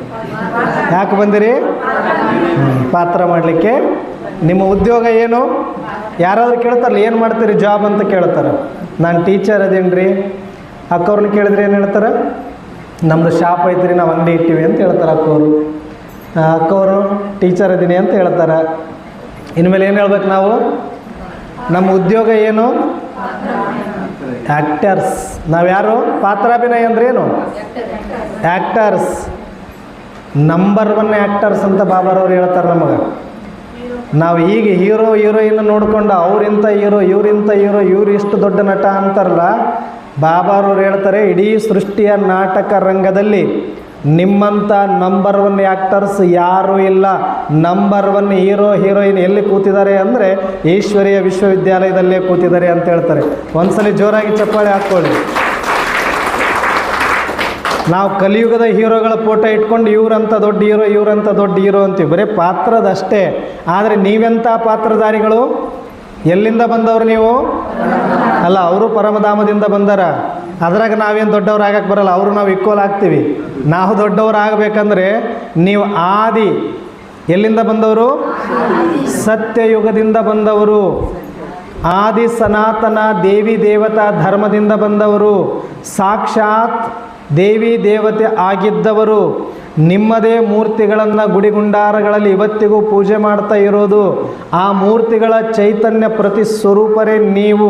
ಹಾಗಾಗಿ ನೀವೇ ಜಗತ್ತಿನಲ್ಲಿ ನಂಬರ್ 1 ಆ್ಯಕ್ಟರ್ಸ್, ನಂಬರ್ 1 ಹೀರೋಯಿನ್ಸ್ ಅಂತ ಹೇಳಿದ್ದಾರೆ. ಅದಕ್ಕೆ ನಿಮ್ಮ ನೆನಪಾರ್ಥವಾಗಿ ಲಕ್ಷ್ಮೀನಾರಾಯಣರ ಚಿತ್ರವನ್ನು ರಿಯಲ್ ಹೀರೋಯಿನ್ ಅಂತ ಇವತ್ತಿಗೂ ಇಟ್ಕೊಂಡು ಅವ್ರದ್ದು ಪೂಜೆಯನ್ನು ಮಾಡ್ತಾ ಬಂದಿದ್ದಾರೆ ಅಂತ ಹೇಳ್ತಾರೆ. ಹಾಗಾಗಿ ಒಂದ್ಸಲ ಕೈ ಮುಂದೆ ಮಾಡಿ ಎಲ್ರೂ ನಿಮ್ಮ ಡುಬ್ಬ ನೀವು ಚಪ್ಪರಿಸ್ಕೊಳ್ಳಿ. ಗ್ರೇಟ್ ವಾ ಬಾ ಬಾ ವಾ.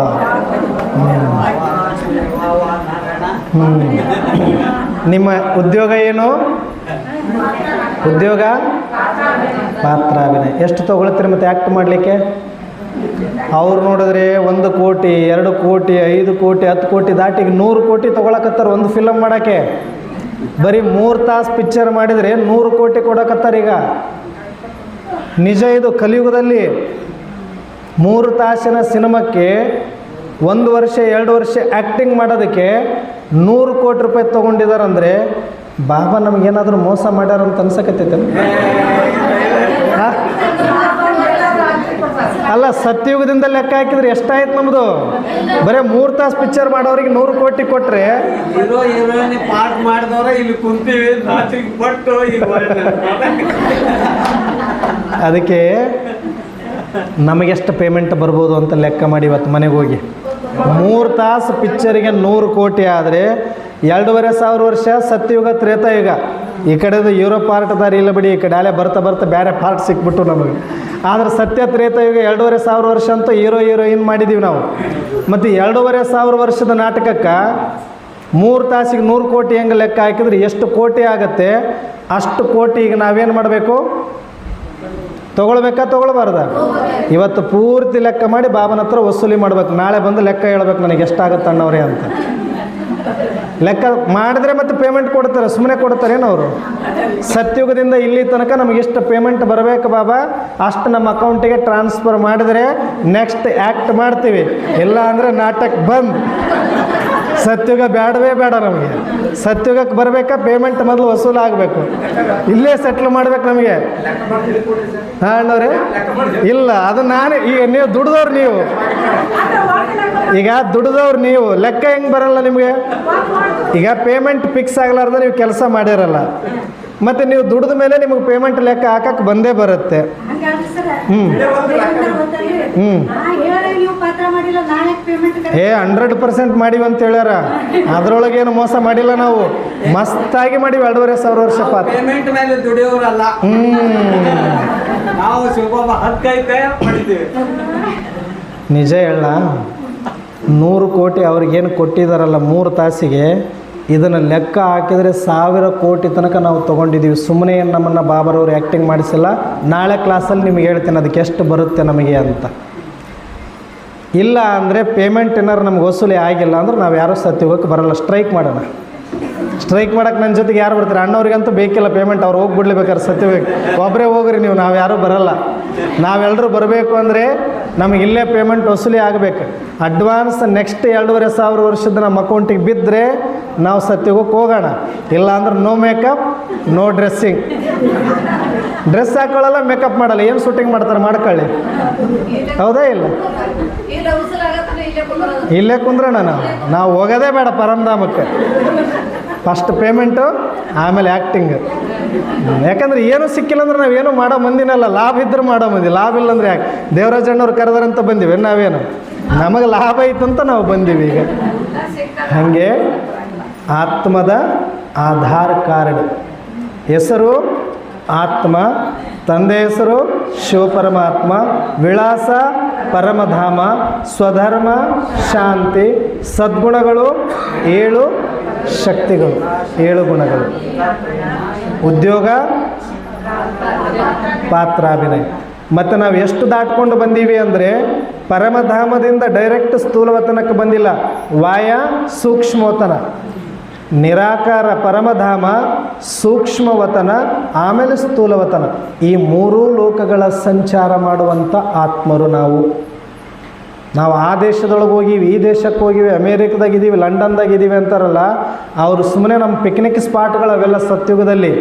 ಆದರೆ ಈಗ ನಾವು 3 ಲೋಕಗಳು, ಸಾಕಾರ ಲೋಕ, ಸೂಕ್ಷ್ಮ ಲೋಕ, ನಿರಾಕಾರ ಲೋಕ, 3 ಲೋಕಗಳಿಗೆ ಓತಪ್ರೋತವಾಗಿ ಸಂಚಾರ ಮಾಡುವಂಥ ಆತ್ಮರು ನಾವ್ಯಾರೂ ಸಾಮಾನ್ಯ ಅಂತ ತಿಳ್ಕೊಳ್ಬೇಡಿ. ಇಲ್ಲಿಯ ತನಕ ಜಗತ್ತು ನಿಮ್ಮನ್ನು ಸಾಮಾನ್ಯ ದೃಷ್ಟಿಯಲ್ಲಿ ನೋಡಿದೆ. ಇಂಥವ್ರ ಪತ್ನಿ, ಇಂಥವ್ರ ಸೊಸೆ, ಇಂಥವ್ರ ತಾಯಿ, ಇಂಥವ್ರ ತಂದೆ ಅಂತ ನೋಡಿರ್ಬೋದು ಜಗತ್ತು. ಆದರೆ ಪರಮಾತ್ಮ ನಮ್ಮನ್ನು ಹೆಂಗೆ ನೋಡ್ತಿದ್ದಾರೆ? ಆ ಮನುಷ್ಯ ಸ್ವರೂಪದ ಕವಚದ ಮುಖಾಂತರ ಗುರುತಿಸ್ತಾ ಇಲ್ಲ. ಒಳಗಡೆ ಇರುವ ಆತ್ಮ ಸಾಕ್ಷಾತ್ ದೇವಾತ್ಮ ಇದಿರಿ, ದೇವಿ ದೇವತೆಗಳಿದಿರಿ, ಸತ್ಯುಗದ ಆತ್ಮರಿದಿರಿ ಅಂತಲೇ ನೋಡ್ತಾ ಇದ್ದಾರೆ. ನಾವು ಅದೇ ಸ್ಥಿತಿಗೆ ಹೋಗಬೇಕು ಅಂದರೆ 1 ನಿಮಿಷ ದೇವತೆಗಳಾಗಿ ಕೂತ್ಕೊಳ್ಳಿ. ಎಲ್ಲರೂ ಕೈ ಹಿಂಗೆ ಮಾಡಿ ಅಭಯ ಹಸ್ತ ಇಟ್ಕೊಳ್ಳಿ. ನಿಮ್ಮ ಹಿಂಗೆ ಮೂರ್ತಿ ತಯಾರಾತ ನೋಡಿ. ಸೊಟ್ಟಪಟ್ಟ ಕುಂತ್ರ, ಸೀದಾ ಕುಂತ್ರ ಮೂರ್ತಿ ಹಂಗೆ ಆಗ್ತವೆ. ದೇವತೆಗಳು ಹೆಂಗಿರ್ತವ? 1 ನಿಮಿಷ ಮೌನವಾಗಿ 3 ಸಲ ಓಂಕಾರ ಮಾಡೋಣ. ಆತ್ಮಿಕ ಸ್ಮೃತಿಯಲ್ಲಿ ಸ್ವಲ್ಪ ಸ್ಮೈಲ್ ಮಾಡಿರಿ. ದೇವತೆಗಳು ನಗಬೇಕು.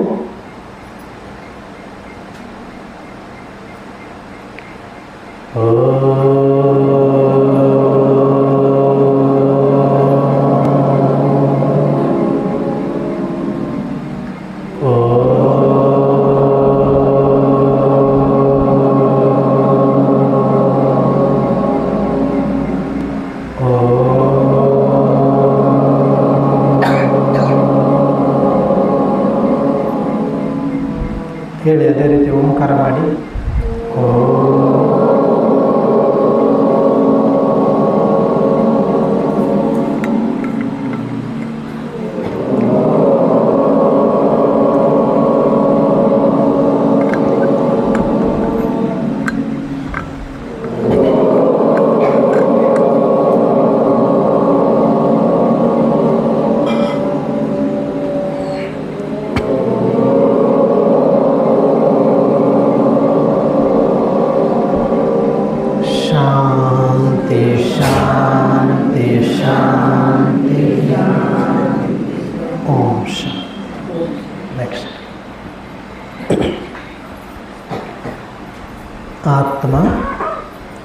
ಆತ್ಮದ ಬಗ್ಗೆ ಸಂಪೂರ್ಣವಾಗಿ ತಿಳ್ಕೊಂಡ್ವಿ.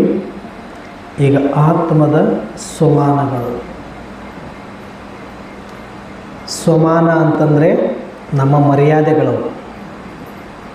ಈಗ ಯಾರಿಗಾದ್ರೂ ಕರಿತೀವಲ್ಲ, ಕೋಪ ಜಾಸ್ತಿ ಇದ್ದರೆ ಕೋಪಿಷ್ಟ್ರು ಅಂತ ಕರಿತೀವಿ, ಕಳ್ಳತನ ಮಾಡೋರಿಗೆ ಕಳ್ಳರು ಅಂತ ಕರೀತಾರೆ, ಸುಳ್ಳು ಹೇಳೋರಿಗೆ ಸುಳ್ಳರು ಅಂತ ಕರೀತಾರೆ. ಹಾಗೆ ಆತ್ಮಕ್ಕೆ ಇರುವಂತಹ ಬಿರುದುಗಳು ಸ್ವಮಾನಗಳು ಅಂತ ಕರಿತೀವಿ. ಆತ್ಮದ ಸ್ವಮಾನಗಳು ಯಾವುದು? ನಾನು ನಿರ್ವಿಕಾರಿಯಾಗಿದ್ದೇನೆ. ಇಲ್ಲಿಂದ ಹೋಗೋದಾದರೆ ಜ್ಯೋತಿ ಸ್ವರೂಪನಾಗಿದ್ದೇನೆ, ಚೈತನ್ಯ ಆತ್ಮನಾಗಿದ್ದೇನೆ, ನಾನೊಂದು ಆತ್ಮನಾಗಿದ್ದೇನೆ, ನಾನು ನಿರಾಕಾರನಾಗಿದ್ದೇನೆ, ನಾನು ನಿರ್ವಿಕಾರಿಯಾಗಿದ್ದೇನೆ, ನಾನು ನಿರಹಂಕಾರಿಯಾಗಿದ್ದೇನೆ, ನಾನು ನಿರಾಧಾರನಾಗಿದ್ದೇನೆ, ನಾನು ಸಂಪನ್ನನಾಗಿದ್ದೇನೆ, ನಾನು ಸಂಪೂರ್ಣನಾಗಿದ್ದೇನೆ. ಆತ್ಮ ಅಂತೂ ಹೀಗೆ ಇದೆ. ಆದರೆ ನಾವು ಇದನ್ನು ಅನ್ಕೊಂಡು ಆ ರೀತಿ ಆಗಬೇಕು. ಹೆಂಗೆ ಜಿಂಗಾಡಿ ಹುಳ ಬಾಬಾ ಹೇಳ್ತಾರಲ್ಲ ಮುರಳಿಯಲ್ಲಿ, ಹೂ ಹೂ ಭೂ ಭೂ ಮಾಡಿ ತನ್ನ ಸಮಾನ ಮಾಡಿಕೊಳ್ಳುತ್ತೆ ಅಂತ ಹೇಳ್ತಾರೆ. ಹಾಗೆ ಆತ್ಮ ಒಳಗಡೆ ಚೈತನ್ಯ ಸ್ವರೂಪ ಇದ್ದೇ ಇದೆ, ನಿರಾಕಾರಿ ಇದ್ದೇ ಇದೆ, ನಿರ್ವಿಕಾರಿ ಇದ್ದೇ ಇದೆ, ಸಂಪೂರ್ಣ ಇದ್ದೇ ಇದೆ, ಚೈತನ್ಯ ಇದ್ದೇ ಇದೆ. ಆದರೆ ನಾವು ಅನ್ಕೊಂಡು ಈಗ ಆ ಸ್ವರೂಪವನ್ನು ಇಮರ್ಜ್ ಮಾಡಿಕೊಳ್ಬೇಕು. ಹಾಗಾಗಿ ಇದನ್ನು ಪ್ರತಿಕ್ಷಣ ನೀವು ಮನೆಯಲ್ಲಾದರೂ ಇರಿ, ನೀವು ಎಲ್ಲಾದರೂ ಇರಿ, ಇದನ್ನು ಹೇಳ್ಕೊಳ್ತಾ ಇರಬೇಕು. ನೀವೆಲ್ಲಿದ್ರಿ? ಭ್ರುಕುಟಿಯ ಮಧ್ಯದಲ್ಲಿ. ನೀವು ಯಾರಾಗಿದ್ರಿ? ಆತ್ಮ ಆಗಿದ್ರಿ. ಎಂಥ ಆತ್ಮ? ಆತ್ಮದ ಸ್ವಮಾನ ಏನು ಅಂದರೆ, ನಾನು ಜ್ಯೋತಿ ಸ್ವರೂಪ, ಚೈತನ್ಯ ಸ್ವರೂಪ, ನಿರಾಕಾರ ಸ್ವರೂಪ, ನಿರ್ವಿಕಾರಿ ಸ್ವರೂಪ, ನಿರಹಂಕಾರಿ ಸ್ವರೂಪ, ನಿರಾಧಾರ ಸ್ವರೂಪ, ಸಂಪನ್ನ ಸ್ವರೂಪ, ಸಂಪೂರ್ಣ ಸ್ವರೂಪ. ಇನ್ನೂ ಸಾಕಷ್ಟಿದೆ. ಆತ್ಮದ ಬಗ್ಗೆ ಹೇಳ್ತಾ ಹೋದರೆ ಎಲ್ಲ ಶಾಸ್ತ್ರಗಳು ಕೂಡ ಯಾವುದರ ಬಗ್ಗೆ ಮಾತಾಡಿದೆ ಅಂದರೆ ಆತ್ಮನ ಬಗ್ಗೆನೇ ಮಾತಾಡಿದೆ. ಅಷ್ಟಿದೆ ಆತ್ಮದ ಬಗ್ಗೆ ತಿಳ್ಕೊಳ್ಳೋದಕ್ಕೆ. ಅದು ನಾನೇ ಆಗಿದ್ದೀನಿ. ನನ್ನ ಕುರಿತು ಅಷ್ಟೊಂದು ಹೇಳಿದ್ದಾರೆ ಪರಮಾತ್ಮ. ಆದರೆ ನನಗದರ ಅರಿವಿಲ್ಲ, ನನಗದರ ಪ್ರಜ್ಞೆ ಇಲ್ಲ. ಹಾಗಾಗಿ ನಾವೇನು ಮಾಡಬೇಕಾಗಿದೆ? ಇವುಗಳನ್ನು ಮತ್ತೆ ಮತ್ತೆ ಮತ್ತೆ ಮತ್ತೆ ಕುಟ್ಟಿ ಕುಟ್ಟಿ ಕುಟ್ಟಿ ಅಂತಾರಲ್ಲ, ಮೆಣಸಿನಕಾಯಿ ಒಂದೇ ಸಲಕ್ಕೆ ಪೌಡ್ರ್ ಆಗುತ್ತಾ? ಏನು ಮಾಡ್ತೀರಿ? ಕುಟ್ಟಿ ಕುಟ್ಟಿ ಕುಟ್ಟಿ ಪೌಡ್ರ್ ಮಾಡಿ. ಹಾಗೆ ಆತ್ಮನೇ ಆಗಿದ್ದರೂ ಕೂಡ ಮರೆತು ಹೋಗಿರೋದ್ರಿಂದ ಕುಟ್ಟಿ ಕುಟ್ಟಿ ಅವುಗಳನ್ನು ಹೇಳ್ಕೊಳ್ಬೇಕು, ಮತ್ತೆ ಮತ್ತೆ ನೀವು ಅನ್ಕೊಳ್ಬೇಕು. ಅದೇ ಯೋಗ, ಅದೇ ಪುರುಷಾರ್ಥ, ಅದೇ ಸಾಧನೆ. ಹಾಗಾಗಿ ನೀವು ಈ ಸ್ವಮಾನಗಳನ್ನು ಅಣ್ಣವರು ಕೂಡ ಕೊಡ್ತಾರೆ. ಲಾಸ್ಟಲ್ಲಿ ಎಲ್ಲ ಬಟ್ಟಿ ಮುಗಿದ ಮೇಲೆ ಅಥವಾ ಪ್ರತಿನಿತ್ಯ ಕ್ಲಾಸಲ್ಲಿ ಕೊಡ್ತಾರೆ. ಅವುಗಳನ್ನು ಬರೆದಾದರೂ ತೆಗಿರಿ, ಇಲ್ಲ ಅನ್ಕೊಂಡಾದರೂ ಸ್ಮೃತಿಯಲ್ಲಿ ಇಟ್ಕೊಳ್ಳಿ. ಆಗ ನೀವು ಸ್ವಮಾನದಲ್ಲಿ ಬರಲಿಕ್ಕೆ ಸಾಧ್ಯ ಅಂತ ಹೇಳ್ತಾರೆ. ಆತ್ಮದ ಸ್ವಮಾನಗಳು. ನೆಕ್ಸ್ಟ್ ಇಲ್ಲೇನಿದೆ? ಆತ್ಮಜ್ಞಾನ ಅಂದರೆ ಆತ್ಮದ ಬಗ್ಗೆ ನನಗೇನೂ ಗೊತ್ತಿಲ್ಲ ಅನ್ನೋದು ಇರಬಾರ್ದು. ಆತ್ಮದ ಬಗ್ಗೆ ಏನೆಲ್ಲ ತಿಳ್ಕೊಳ್ಬೇಕಾಗಿತ್ತು ಅದೆಲ್ಲವೂ ಕೂಡ ಇದರಲ್ಲಿ ನಾವು ತಿಳ್ಕೊಳ್ಬೋದು. ಏನಿದೆ? ನಾನು ಯಾರು? ನೋಡಿ, ಇಲ್ಲಿ ಶರೀರ ಇದೆ. ಶರೀರ ಅಂದರೆ ಜೀವಕೋಶಗಳಿಂದಾಗಿರುವ ಜೀವ ಪ್ಲಸ್ ಆತ್ಮ. ಜೀವಕೋಶಗಳಿಂದ ಕೂಡಿರುವ ಜೀವ ಪ್ಲಸ್ ಆತ್ಮ ಸೇರಿದಾಗ ಏನಾಯಿತು? ಜೀವಾತ್ಮ ಆಯಿತು. ಹಾಗಾಗಿ ನಾನು ಆತ್ಮ ಈ ಶರೀರದಲ್ಲಿ ಎಲ್ಲಿದ್ದೀನಿ? ಭ್ರುಕುಟಿಯ ಮಧ್ಯದಲ್ಲಿ ಇದ್ದೀನಿ. ಆದರೆ ಆತ್ಮ ನಾನು ನಿರಾಕಾರನಾಗಿರುವ ಕಾರಣ ಈ ಸಾಕಾರ ಶರೀರವನ್ನು ನಡೆಸಬೇಕು ಅಂದರೆ ನನಗೆ 3 ಸೂಕ್ಷ್ಮ ಶಕ್ತಿಗಳ ಅಸಿಸ್ಟೆಂಟ್ಗಳು ಬೇಕಾಗಿದೆ. 3 ಸೂಕ್ಷ್ಮ ಶಕ್ತಿಗಳ ಅವಶ್ಯಕತೆ ಇದೆ. ಅದು ಯಾವುದು? ಮನಸ್ಸು, ಬುದ್ಧಿ, ಸಂಸ್ಕಾರ. ಮನಸ್ಸೆಲ್ಲಿದೆ? ನಿಮ್ಮಲ್ಲಿಲ್ವ? ಆತ್ಮ ಆ 3 ಶಕ್ತಿಗಳನ್ನು ಬಳಸಿಕೊಂಡು ಈ ಸ್ಥೂಲವಾದ ಶರೀರವನ್ನು ನಡೆಸ್ತಾ ಇದೆ. ಈಗ ಉದಾಹರಣೆಗೆ ನಿಮ್ಮ ಕಣ್ಣಿನ ಧರ್ಮ ಏನು? ಕಣ್ಣಿನ ಧರ್ಮ ನೋಡೋದು. ಕಿವಿಯ ಧರ್ಮ, ನಾಲಿಗೆಯ ಧರ್ಮ 2 ಬಂತಿಲ್ಲ. ರುಚಿನೂ ನೋಡುತ್ತೆ, ಮಾತು ಆಡುತ್ತೆ ಅಲ್ವಾ? ಇದು ಸ್ಪಷ್ಟವಾಗಿದೆ ನಮಗೆ. ಕಣ್ಣು ನೋಡುತ್ತೆ, ಕಿವಿ ಕೇಳುತ್ತೆ, ನಾಲಿಗೆ ರುಚಿ ನೋಡುತ್ತೆ. ಇದರ ಧರ್ಮ ಅದು. ಅದೇ ರೀತಿಯಾಗಿ ನಾವು ಅಂದ್ಕೊಂಡೀವಿ ಇಲ್ಲಿ ತನಕ, ಕಣ್ಣು ನೋಡುತ್ತೆ, ಕಿವಿ ಕೇಳುತ್ತೆ. ಕಣ್ಣಿಗೆ ಸ್ವತಃವಾಗಿ ನೋಡುವ ಶಕ್ತಿ ಇಲ್ಲ, ಕಿವಿಗೆ ಸ್ವತಃವಾಗಿ ಕೇಳುವ ಶಕ್ತಿ ಇಲ್ಲ. ಎಲ್ಲರೂ ಇಲ್ಲೇ ಇದ್ದೀರಾ? ಸ್ವಲ್ಪ ಡೋರ್ ಹತ್ರ ಹೊರಗಡೆ ಹೋಗಿ ಕೆಳಗೆ ಹೋಗಿ ಒಂದು ರೌಂಡ್ ನೋಡ್ಕೊಂಬರೋಣ ಅಂತ ಹೋಗಿದೆ ಮನಸ್ಸು. ಶರೀರ ಮಾತ್ರ ಇಲ್ಲಿ ಕೂಡಿಸ್ಕೊಂಡ್ಬಿಟ್ಟು ಲಿಂಗರಾಜಣ್ಣವ್ರು ನೀವೇನಾದರೂ ಮಾಡ್ಕೊಳ್ಳಿ ಅಂತ ನೀವು ಹೊರಗಡೆ ಹೋಗಬೇಡಿ, ನೀವಿಲ್ಲೇ ಇರಬೇಕು. ಅಂದರೆ ನಿಮ್ಮ ಮನಸ್ಸು ಇಲ್ಲೇ ಇರಬೇಕು. ಅಂದರೆ ಯಾವಾಗ ನಿಮ್ಮ ಕಣ್ಣುಗಳು ಎಷ್ಟೋ ಸಲ ನಿಮ್ಮ ಮುಂದೆ ಯಾರಾದರೂ ಹಾದು ಹೋದರೆ ನಿಮ್ಮ ಮನಸ್ಸು ಎಲ್ಲೋ ಲಗ್ನ ಯಾವುದೋ ಯೋಚನೆಯಲ್ಲಿ ಮುಳುಗಿದಾಗ ನಿಮ್ಮ ಮುಂದೆ ಹೋದರೂ ಕೂಡ ಕಾಣಿಸಿರಲ್ಲ. ಈ ಅನುಭವ ಆಗಿದೆಯಾ ನಿಮ್ಗೆ? ಎಷ್ಟೋ ಸಲ ಹತ್ರ ಇರ್ತಾರೆ, ಕೂಗ್ತಾರೆ, ನಾವು ಯಾವುದೋ ಯೋಚನೆಯಲ್ಲಿ ಮುಳುಗಿದಾಗ ನಮಗೆ ಕೂಗಿದರೂ ಕೇಳಿಸೋದಿಲ್ಲ. ಕಣ್ಣಿಗೆ ನೋಡೋದೇ ಧರ್ಮ ಆಗಿತ್ತು ಅಂದರೆ ಕಣ್ಣು ಮುಂದೆ ಹೋದಾಗ ನೋಡಬೇಕಾಗಿತ್ತಲ್ಲ, ದೃಶ್ಯ ಇತ್ತು, ದೃಷ್ಟಿ ಇತ್ತು. ಸ್ವತಃ ಕಣ್ಣಿಗೆ ನೋಡುವ ಶಕ್ತಿ ಇಲ್ಲ, ಸ್ವತಃ ಕಿವಿಗೆ ನೋಡುವ ಶಕ್ತಿ ಇಲ್ಲ. ಆತ್ಮ ಇಲ್ಲಿ ಕುಳಿತು ಕಣ್ಣಿನ ಮೂಲಕ ಮನಸ್ಸನ್ನು ಬಿಟ್ಟು ನೋಡುವಾಗ ಮಾತ್ರ, ಕಣ್ಣಿನಲ್ಲಿ ಮನಸ್ಸು ಬಂದಾಗ ಕಣ್ಣು ನೋಡುತ್ತೆ, ಕಿವಿಯಲ್ಲಿ ಮನಸ್ಸು ಬಂದಾಗ ಕಿವಿ ಕೇಳಿಸುತ್ತೆ, ನಾಲಿಗೆಯಲ್ಲಿ ಮನಸ್ಸು ಬಂದಾಗ ರುಚಿ ನೋಡುತ್ತೆ. ಎಷ್ಟೋ ಸಲ ನೀವು ಯಾವುದೋ ಆಲೋಚನೆಯಲ್ಲಿ ಊಟ ಮಾಡಿದರೆ ತಟ್ಟೆ ಖಾಲಿಯಾಗಿರುತ್ತೆ. ಊಟ ಹೇಗಿತ್ತು ಅಂತ ನೀವು ಕೇಳಿದ್ರೆ, ಅಯ್ಯೋ ನಾನು ನೋಡೇ ಇಲ್ಲ, ನನಗೆ ಗೊತ್ತೇ ಇಲ್ಲ, ಸುಮ್ಮನೆ ಊಟ ಮಾಡಿಬಿಟ್ಟಿದ್ದೀವಿ ಅಂತ. ನೀವೆಷ್ಟೋ ಸಲ ಅಕ್ಕಂದ್ರೆ ಹೇಳ್ತೀರಿ, ಎಷ್ಟು ಕಷ್ಟಪಟ್ಟು ಅಡುಗೆ ಮಾಡೀನಿ, ಹೆಂಗೈತಂತ ಹೇಳಿಲ್ಲ. ಅವ್ರಿಗೆ ರುಚಿ ಆದರೆ ತಾನೇ ಹೇಳೋದು. ರುಚಿ ಅವರಿಗೆ ಗೊತ್ತೇ ಆಗಿಲ್ಲ, ಯಾಕಂದ್ರೆ ಅವ್ರ ಮನಸ್ಸು ತಟ್ಟೆಯಲ್ಲಿ ಇಲ್ಲ, ಊಟದ ಮೇಲೆ ಇಲ್ಲ. ಸುಮ್ಮನೆ ಸಾಂಪ್ರದಾಯಿಕವಾಗಿ ತುಂಬುತ್ತಾ ಇದ್ದಾರೆ ಅಷ್ಟೇ ಊಟ. ಅದು ಯಥಾರ್ಥ ರುಚಿಯನ್ನು ನೋಡುವಲ್ಲಿ ವಿಫಲ ಯಾಕಾಗುತ್ತೆ ಅಂದರೆ ನಾಲಿಗೆಯಲ್ಲಿ ಮನಸ್ಸು ಬಂದಿಲ್ಲದ ಕಾರಣ ರುಚಿ ಇಲ್ಲ, ಕಣ್ಣಿನಲ್ಲಿ ಮನಸ್ಸು ಬರದ ಕಾರಣ ದೃಷ್ಟಿ ಇಲ್ಲ, ಕಿವಿಯಲ್ಲಿ ಮನಸ್ಸು ಬರದ ಕಾರಣ ಶಬ್ದ ಇಲ್ಲ. ಹಾಗಾಗಿ ಆ ಆತ್ಮನೇ ಈ ಇಂದ್ರಿಯಗಳ ಮುಖಾಂತರ ಹೊರಗಿನ ಪ್ರಪಂಚವನ್ನು ಅನುಭವಿಸುವ ದೃಷ್ಟಿಯಿಂದ ಪಂಚೇಂದ್ರಿಯಗಳ ಮೂಲಕ ಈ ಮನಸ್ಸು ಬುದ್ಧಿ ಸಂಸ್ಕಾರಗಳನ್ನು ಬಳಸಿಕೊಂಡು ಇದನ್ನು ಅನುಭವಿಸುತ್ತೆ. ಇನ್ನು 5 ಗಂಟೆ ಆದಮೇಲೆ ಎಲ್ಲರೂ ಕೂಡ ಕೊಯ್ ಮಾಡ್ಬೋದು. ಸ್ವಲ್ಪ ಯಾರ್ಯಾರು ಇದ್ದಾವೆ ಎಲ್ಲರೂ 1 ನಿಮಿಷ ಸ್ವಿಚ್ ಆಫ್ ಮಾಡಿಬಿಡಿ. ಯಾರ್ದು ಕೂಡ ಫೋನ್ ರಿಂಗ್ ಆಗೋದು ಬೇಡ ಇನ್ನೂ 1 ಗಂಟೆ. ಯಾಕಂದರೆ ಒಬ್ಬರದ್ದು ಬರೋದ್ರಿಂದ ಎಲ್ರಿಗೂ ಕೂಡ ಡಿಸ್ಟರ್ಬ್ ಆಗ್ತೀರಿ ನೀವು. ಯಾಕಂದರೆ ತುಂಬ ಡೀಪ್ ಕ್ಲಾಸ್ಗಳಿದೆ, ಇನ್ನು ಮುಂದೆ ಭಾಳ ಹೋಗೋದಿದೆ ಪ್ರಯಾಣ. ಆತ್ಮ 3 ಸೂಕ್ಷ್ಮ ಶಕ್ತಿಗಳನ್ನು ಬಳಸಿಕೊಂಡು ಶರೀರವನ್ನು ಆಪರೇಟ್ ಮಾಡ್ತಾ ಇದೆ. ನಾನು ಆತ್ಮ ಕಣ್ಣಿನ ಮುಖಾಂತರ ನೋಡ್ತಾ ಇದ್ದೀನಿ, ನಾನು ಆತ್ಮ ಕಿವಿಯ ಮುಖಾಂತರ ಕೇಳ್ತಾ ಇದ್ದೀನಿ, ನಾನು ಆತ್ಮ ನಾಲಿಗೆ ಮುಖಾಂತರ ರುಚಿಸ್ತಾ ಇದ್ದೀನಿ. ಯಾವುದರಿಂದ? ಸೂಕ್ಷ್ಮ ಮನ ಬುದ್ಧಿ ಸಂಸ್ಕಾರ ಎನ್ನುವ ಇಂದ್ರಿಯಗಳ ಮೂಲಕ ಈ ಇಂದ್ರಿಯಗಳನ್ನು ಬಳಸಿಕೊಂಡು ಅನುಭವವನ್ನು ಮಾಡ್ತಾ ಇದ್ದೇನೆ. ಹಾಗಾಗಿ ಮನಸ್ಸು ಬುದ್ಧಿ ಸಂಸ್ಕಾರ ಇವು ಸೂಕ್ಷ್ಮ ಇಂದ್ರಿಯಗಳು.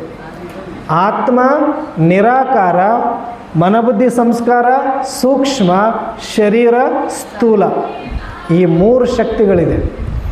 ನಿರಾಕಾರ ಶಕ್ತಿ, ಸೂಕ್ಷ್ಮ ಶಕ್ತಿ, ಸ್ಥೂಲ ಶಕ್ತಿ ಅಂತ. ಸ್ಥೂಲ ಅಂದರೆ ಈ ಸಾಕಾರ ಶರೀರ ಏನಿದೆ ಇದು ಸಾಕಾರ ಸ್ಥೂಲ ಶಕ್ತಿ. ಸೂಕ್ಷ್ಮ ಯಾವುದು? ಮನಬುದ್ಧಿ ಸಂಸ್ಕಾರ. ನಿರಾಕಾರ ಯಾವುದು? ಆತ್ಮ. ಈ ಮೂರೂ ಶಕ್ತಿಗಳಿಂದ ಆಗಿರುವ ಆತನೇ ಜೀವಾತ್ಮ. ಹಾಗಾಗಿ ಆ ಜೀವಾತ್ಮ ನಾನಾಗಿದ್ದೇನೆ. ಅದರೊಳಗಡೆ ನಾನು ಚೈತನ್ಯ ಆತ್ಮ ಭ್ರುಕುಟಿಯ ಮಧ್ಯದಲ್ಲಿದ್ದೇನೆ. ನಾನು ನಿರಾಕಾರ ಆತ್ಮ, ನಾನು ಸದ್ಗುಣವಂತ, ನನ್ನ ತಂದೆ ಶಿವಪರಮಾತ್ಮ, ನನ್ನ ಮನೆ ಶಾಂತಿಧಾಮ. ಇದು ಪಕ್ಕ ಆಗಬೇಕು ನಿಮಗೆ. ಬ್ರಹ್ಮ ಬಾಬರವರು ಯಾರವರು? ಬ್ರಹ್ಮ ಬಾಬನ ಯಾರವರು? ನಿಮಗೇನಾಗಬೇಕು? ಹಾಂ ಹಾಂ, ಅಪ್ಪ ಆಗಬೇಕು ತಾನೇ. ಮತ್ತೆ ನಮ್ಮಪ್ಪನನ್ನ ಯಾರು ಬ್ರಹ್ಮ? ನಿಮ್ಮಪ್ಪನ ಹೆಸರು ಏನು ಅಂದ್ರೆ ನೀವು ನಮ್ಮಪ್ಪನ ಹೆಸರು ಹೇಳ್ತೀರೇನು? ಅಪ್ಪನಿಗೆ ಹೆಸರುಗಂಡು ಕರಿತೀರೇನು? ಮತ್ತೆ ಆತಗೆ ಹೆಂಗೆ ಕರಿತೀರಿ ನೀವು? ನಾವೆಲ್ಲರಿಗೂ ಕೂಡ 3 ಜನ ತಂದೆಯರು ಅಂತ ಪರಮಾತ್ಮ ಹೇಳ್ತಾರೆ. ಸಾಕಾರಿ, ಆಕಾರಿ, ನಿರಾಕಾರಿ. ಆಕಾರಿ ಅಂದರೆ ಸೂಕ್ಷ್ಮ, ಸಾಕಾರಿ ಅಂದರೆ ಸ್ಥೂಲ, ನಿರಾಕಾರಿ ಅಂದರೆ ಆತ್ಮ. ಸಾಕಾರಕ್ಕೆ ತಂದೆಯರು ಬೇರೆ ಬೇರೆ ಇದ್ದಾರೆ, ಇರಬಹುದು. ಆದರೆ ಆಕಾರಿ ಮತ್ತು ನಿರಾಕಾರಿ ತಂದೆ ಎಲ್ಲರಿಗೂ ಒಬ್ಬರೇ. ಆಕಾರಿ ತಂದೆ ಬ್ರಹ್ಮ, ಅದಕ್ಕೆ ಪ್ರಜಾಪಿತ ಅಂತ ಇಟ್ಟಿದ್ದಾರೆ ಅವರಿಗೆ, ಬರೇ ಬ್ರಹ್ಮ ಅಂತ ಕರೆದಿಲ್ಲ. ಜಗತ್ತಿನಲ್ಲಿರುವ ಸರ್ವಧರ್ಮದ ಪ್ರಜೆಗಳ ಪಿತ ಯಾರು ಅಂದರೆ ಆದಿದೇವ ಅಂತ ಕರೀತಾರೆ. ಅದಕ್ಕೆ ಪ್ರಜಾಪಿತ ಆಗಿದ್ದಾರೆ ಬ್ರಹ್ಮ. ಜಗತ್ತಿನ ಜನಗಳಿಗೆ ಗೊತ್ತಿರಲಿಲ್ಲ, ನಮಗೂ ಮುಂಚೆ ಗೊತ್ತಿರಲಿಲ್ಲ ನಮಗೊಬ್ಬ ಆಕಾರಿ ತಂದೆ ಇದ್ದಾರೆ ಅಂತ. ಗೊತ್ತಾಯಿತು, ಇವತ್ತು ನಾವು ಪ್ರಜಾಪಿತ ಬ್ರಹ್ಮನ ಸಂತಾನ ಅಂತ ಹೇಳ್ತೀವಿ. ಅವರಿಗೆ ಗೊತ್ತಿಲ್ಲ ಅಂದರೂ ಕೂಡ ಯಾರು? ಆದಿದೇವ ಅಂತ. ಅವರು ಕೂಡ ಎಲ್ಲ ಧರ್ಮದವರು ಆದಮ್ ಅಂತೇಳಿ ಬೇರೆ ಬೇರೆ ರೂಪದೊಳಗಡೆ ಬ್ರಹ್ಮ ಮಮ್ಮಾರವರನ್ನು ಪೂಜೆಯನ್ನು ಮಾಡ್ತಾ ಇದ್ದಾರೆ, ನೆನಪನ್ನು ಮಾಡ್ತಾ ಇದ್ದಾರೆ. ಹಾಗಾಗಿ ಜಗತ್ತಿನಲ್ಲಿರುವ ಎಲ್ಲ ಪ್ರಜೆಗಳ ಪಿತ, ಸೂಕ್ಷ್ಮ ಶರೀರದ ತಂದೆ, ಆಕಾರಿ ತಂದೆ ಯಾರು? ಪ್ರಜಾಪಿತ ಬ್ರಹ್ಮ. ಇನ್ನು ನಿರಾಕಾರ ಆತ್ಮಕ್ಕೆ ತಂದೆ ಯಾರು? ಶಿವ ಪರಮಾತ್ಮ. ಹಾಗಾಗಿ ನಮ್ಮೆಲ್ಲರಿಗೂ ಕೂಡ ನಿರಾಕಾರ ತಂದೆ ಇದ್ದಾರೆ, ಇನ್ನೊಬ್ಬರು ಸೂಕ್ಷ್ಮವಾಗಿರ್ತಕ್ಕಂಥ ಆಕಾರಿ ತಂದೆ ಇದ್ದಾರೆ, ಇನ್ನೊಬ್ಬರು ಸಾಕಾರಿ ತಂದೆ ಇದ್ದಾರೆ. ಹಾಗಾಗಿ ಆ 3 ತಂದೆಯರನ್ನು ನಾವು ನೆನಪಿಟ್ಟುಕೊಳ್ಬೇಕು. ಅದಕ್ಕೆ ನಾನು ನಿರಾಕಾರ ಆತ್ಮ, ನಾನು ಸದ್ಗುಣವಂತ, ನನ್ನ ತಂದೆ ಶಿವಪರಮಾತ್ಮ, ನನ್ನ ಮನೆ ಶಾಂತಿಧಾಮ. ಬ್ರಹ್ಮ ಬಾಬರವರಿಗೂ ಕೂಡ ಸ್ವಯಂ ಪರಮಾತ್ಮ ಅವ್ರ ಶರೀರದಲ್ಲಿ ಬಂದು ಮಗು ನೀನು ಆತ್ಮನಾಗಿದ್ದೀಯಾ ಅನ್ನುವಂಥ ಸ್ಮೃತಿಯನ್ನು ಕೊಟ್ಟರು. ಆ ಸ್ಮೃತಿ ಕೊಟ್ಟ ಮೇಲೆ ಎಷ್ಟೋ ಜನ್ಮಗಳಿಂದ ದೇಹದ ಅಭಿಮಾನದಲ್ಲಿ ಬಂದು ನಾನು ಶರೀರ ಅಂತ ಅಂದ್ಕೊಂಡು ದೇಹದ ಅಭಿಮಾನದಲ್ಲೇ ವ್ಯವಹಾರ ಮಾಡಿರುವ ಕಾರಣ ಆಗಲೇ ಅವರಿಗೆ 60 ವರ್ಷ ವಯಸ್ಸು, ತುಂಬ ಸಂಸಾರ ಜೀವನ ಮಾಡಿರುವಂಥವರು, ಸಾಕಷ್ಟು ಹೆಸರು ಕೀರ್ತಿಯನ್ನು ಗಳಿಸಿದ್ದಂಥವರು, ಅನೇಕ ಸಂಪಾದನೆಗಳನ್ನು ಮಾಡಿದ್ದಂಥವರು. ಆದರೆ ಅವರು ಕೂಡ ಅಂಥ 60ನೇ ವಯಸ್ಸಿನಿಂದ 93 ವರ್ಷದವರೆಗೂ ಕೂಡ ಈ ಆತ್ಮದ ಸ್ವರೂಪದಲ್ಲಿ ಬರುವಂಥ ಪುರುಷಾರ್ಥವನ್ನು ಪ್ರಜಾಪಿತ ಬ್ರಹ್ಮನೂ ಕೂಡ ಮಾಡಿದರು.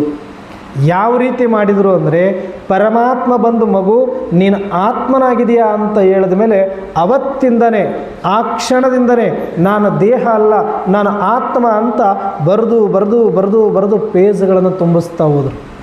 ರಾಶಿ ರಾಶಿ ಬೀಳ್ತಾ ಇತ್ತಂತ ಬ್ರಹ್ಮ ಬಾಬರವರು ಬರೆದು. ಯಾಕೆ ಬರಿತಾ ಇದ್ದರು ಅಂದರೆ ನಾನು ಇಷ್ಟು ವರ್ಷಗಳ ಕಾಲ ನನ್ನನ್ನು ನಾನು ದೇಹ ದೇಹ ದೇಹ ಅಂತ ಬರ್ಕೊಂಡು ಬಿಟ್ಟಿದ್ದೀನಿ ಗಟ್ಟಿಯಾಗಿ. ಈಗ ಅದನ್ನು ಅಳಿಸಬೇಕು ಅಂದರೆ ಅದಕ್ಕಿಂತ ಜಾಸ್ತಿಯಾಗಿ ನಾನು ಆತ್ಮ ಆತ್ಮ ಅನ್ನುವ ಸ್ಮೃತಿಯನ್ನು ತಿದ್ದಬೇಕಾಗಿದೆ, ಅದನ್ನು ಗಟ್ಟಿ ಮಾಡ್ಕೊಳ್ಬೇಕಾಗಿದೆ ಅಂತ ಬರೆದು ತೆಗಿತಾ ಇದ್ದರು. ಮತ್ತೇನು ಮಾಡ್ತಾಯಿದ್ರು, ಅಷ್ಟೂ ಸಾಕಾಗಲ್ಲ ಅಂತ ಏನಾದರೂ ಸೇವೆ ಮಾಡ್ತಾ ಇದ್ದಾಗ ಒಬ್ಬ ಅಕ್ಕವ್ರು ಬಂದು ಕೇಳಿದರು, ಬಾಬಾ ನನಗೂ ಒಂದೇನಾದರೂ ಸೇವೆ ಕೊಡು, ನಾನು ಏನಾದರೂ ಸೇವೆ ಮಾಡ್ತೀನಿ ಅಂದಾಗ ಮಗು ನಿನಗೊಂದು ಒಳ್ಳೆ ಸೇವೆ ಕೊಡ್ತೀನಿ. ನಾನು ಏನು? ನಾನು ಯಾವಾಗ ನಿನ್ನ ಎದುರಿಗೆ ಕಾಣಿಸ್ತೀನಿ ಅಥವಾ ನಾನು ಯಾವಾಗ ಏನೆಲ್ಲ ಸೇವೆಗಳನ್ನು ಮಾಡ್ತಾ ಇರ್ತೀನಿ ನೀನು ಆಗಾಗ ಬಂದು ಬಾಬಾ ತುಮ್ ಕೌನ್ ಹೈ, ನೀವು ಯಾರಾಗಿದ್ರಿ ಅಂತ ಕೇಳಬೇಕು. ಮತ್ತು ಬಾಬಾ ಯಾದ ಹೈ ಅಂತ ಕೇಳಬೇಕು ನಿಮಗೆ. ಅಂದರೆ ತಂದೆ ನೆನಪಿದಾರಾ ಅಂತ ಕೇಳಿ, ನೀವು ಯಾರಾಗಿದ್ದೀರಾ ಅಂತ ಕೇಳಿ ಅಂತ ಕೇಳ್ತಾರೆ. ಯಾಕೆ ಅಂದರೆ ನಾನು ಆತ್ಮ ಅಂತಲೇ ಅವರಿಗೆ ಸ್ಮೃತಿಯ ಅಭ್ಯಾಸ ಮಾಡಬೇಕು ಅಂತ ಯಾರು ನೀನು ಅಂತ ಕೇಳೋಕ್ಕೆ ಒಬ್ಬರು ನೀಡ್ತಾ ಇದ್ದರು ಬ್ರಹ್ಮ ಬಾಬಾ. ಅಂದರೆ ನಾವು ಕೂಡ ಈ ರೀತಿಯ ಅಭ್ಯಾಸವನ್ನು ಮಾಡದ ಹೊರತು ಆತ್ಮದ ಸ್ಮೃತಿ ಪಕ್ಕ ಮಾಡಿಕೊಳ್ಳೋದು ಅಷ್ಟು ಸುಲಭ ಇಲ್ಲ. ಗೊತ್ತಾಗಿರ್ಬೋದು ನಮಗೆ ಜ್ಞಾನ, ನಾನು ನಿರಾಕಾರ ಚೈತನ್ಯ ಅಂತ ಹೇಳೋದು ಭಾಳ ಸುಲಭ, ಆದರೆ ಆ ಸ್ವರೂಪದಲ್ಲಿ ಬರಬೇಕು ಅಂದರೆ ಅಷ್ಟು ಪರಿಶ್ರಮ, ಅಷ್ಟು ಸಮಯ ನಾವು ಕೊಡಲೇಬೇಕಾಗತ್ತೆ. ಅದಕ್ಕೆ ನೀವು ನಿಂತಾಗ ಕುಂತಾಗ ಸಮಯ ವ್ಯರ್ಥ ಮಾಡಬೇಡಿ. ಮನೆ ಕೆಲಸ ಮಾಡುವಾಗಲೂ ಕೂಡ ಮೇ ಆತ್ಮ ಹೂ, ನಾನು ಆತ್ಮ ಆಗಿದ್ದೇನೆ, ನಾನು ಆತ್ಮ ಆಗಿದ್ದೇನೆ, ನಾನು ಆತ್ಮ ಆಗಿದ್ದೇನೆ ಅಂತ ಹೇಳ್ಕೊಳ್ತಾ ಇರಬೇಕು ಒಳಗೊಳಗೆ. ಅದಕ್ಕೆ ಬಾಬಾರವರು ಹೇಳ್ತಾರೆ, ನೀವು ಸದಾಕಾಲ ಆತ್ಮದ ಸ್ಮೃತಿಯಲ್ಲಿ ಬನ್ನಿ ಮಕ್ಕಳೇ ಅಂತ ಹೇಳ್ತಾರೆ. ಯಾವಾಗಲೂ ಕೆಲಸ ಮಾಡಬೇಕಾದ್ರೆ ನೀವು ಯಾರು ಅಂತ ಕೇಳಿದ್ರೆ ನಿಮ್ಮ ಹೆಸರೇ ಮರೆತು ಹೋಗಬೇಕು. ಅದಕ್ಕೆ ಬ್ರಹ್ಮ ಬಾಬಾ ಏನು ಮಾಡ್ತಿದ್ರು, ಜಶೋದ ಆತ್ಮ, ನಾರಾಯಣ ಆತ್ಮ ಹೆಸರು ಕರಿಬೇಕಲ್ಲ. ಈಗ ಎಲ್ಲರಿಗೂ ಆತ್ಮ ಅಂದರೆ ಯಾರನ್ನಂತ ಕರೆಯೋದು ಈಗ. ಅದಕ್ಕೆ ನಿಮ್ಮ ಹೆಸರಿನ ಮುಂದೆ ಏನು ಮಾಡಿದರು ಬಾಬಾ, ಆತ್ಮ ಆತ್ಮ ಅಂತ ಸೇರಿಸಿ ರೂಢಿ ಮಾಡಿಕೊಂಡ್ರು. ಅವ್ರಿಗೂ ಅಭ್ಯಾಸ ಆಯಿತು, ಅವ್ರಿಗೂ ಅಭ್ಯಾಸ ಆಯಿತು. ಹಾಗೆ ನಾವು ಕೂಡ ಬಲೆ ಎಲ್ಲರಿಗೂ ಕೂಡ ಆ ರೀತಿ ನಾವು ಮನೆಯಲ್ಲಿ ಕರೀಲಿಕ್ಕಾಗುತ್ತೋ ಇಲ್ಲವೋ, ಆದರೆ ನಮ್ಮನ್ನು ನಾವು ಸದಾಕಾಲ ನಾನೊಂದು ಆತ್ಮನಾಗಿದ್ದೇನೆ, ಚೈತನ್ಯನಾಗಿದ್ದೇನೆ, ಜ್ಯೋತಿಯಾಗಿದ್ದೇನೆ, ಅವಿನಾಶಿಯಾಗಿದ್ದೇನೆ ಅಂತ ಅದರ ಅನುಭವವನ್ನು ಮಾಡ್ತಾ ಮಾಡ್ತಾ ಮಾಡ್ತಾ ಬರೆದು ಅಭ್ಯಾಸ ಮಾಡಬೇಕು ಅಂತ ಹೇಳ್ತಾರೆ. ಅದಾದ ಮೇಲೆ ಇಲ್ಲೇನಿದೆ, ಮನುಷ್ಯನ ದೇಹವೇ ರಥ, ಆತ್ಮವೇ ಸಾರಥಿ. ಅಂದರೆ ಹೇಗೆ ಸಾರಥಿ ಒಂದು ರಥವನ್ನು ಓಡಿಸ್ತಾನೆಯೋ ಹಾಗೆ ದೇಹ ಎನ್ನುವ ರಥಕ್ಕೆ ಸಾರಥಿ ಯಾರು? ಆತ್ಮ ಆಗಿದೆ. ಹಾಗಾಗಿ ಆತ್ಮ ನಾನು, ಈ ದೇಹ ಒಂದು ರಥ ಅಂತ ತಿಳಿಬೇಕು ಅನ್ನುವಂಥ ಆತ್ಮಪಾಠದಲ್ಲಿ ಆತ್ಮಜ್ಞಾನವನ್ನು ಕೊಡ್ತಾರೆ. ನೆಕ್ಸ್ಟ್ ಇನ್ನು ಆತ್ಮದ ಬಗ್ಗೆ ಮತ್ತೇನು ಹೇಳಿದ್ದಾರೆ? ನೀವ್ಯಾರು ಜೋರಾಗಿ ಮಾತಾಡಬೇಕು. ಯಾಕೆ ನಿದ್ದೆ ಬರ್ತಾ ಇದೆಯಾ? ನಿದ್ದೆ ಬಂದರೆ ಬಿಟ್ಟು ಬಿಡೋಣ, ಇಲ್ಲಿ ಒತ್ತಾಯ ಮಾಡಿದರೆ ಜ್ಞಾನ ಹೋಗಲ್ಲ. ಎಷ್ಟು ಜನಕ್ಕೆ ನಿದ್ದೆ ಬರುತ್ತೆ ಕೈ ಎತ್ತಿ? ಯಾರಿಗೆ ನಿದ್ದೆ ಬರಲ್ಲ ಕೈ ಎತ್ತಿ?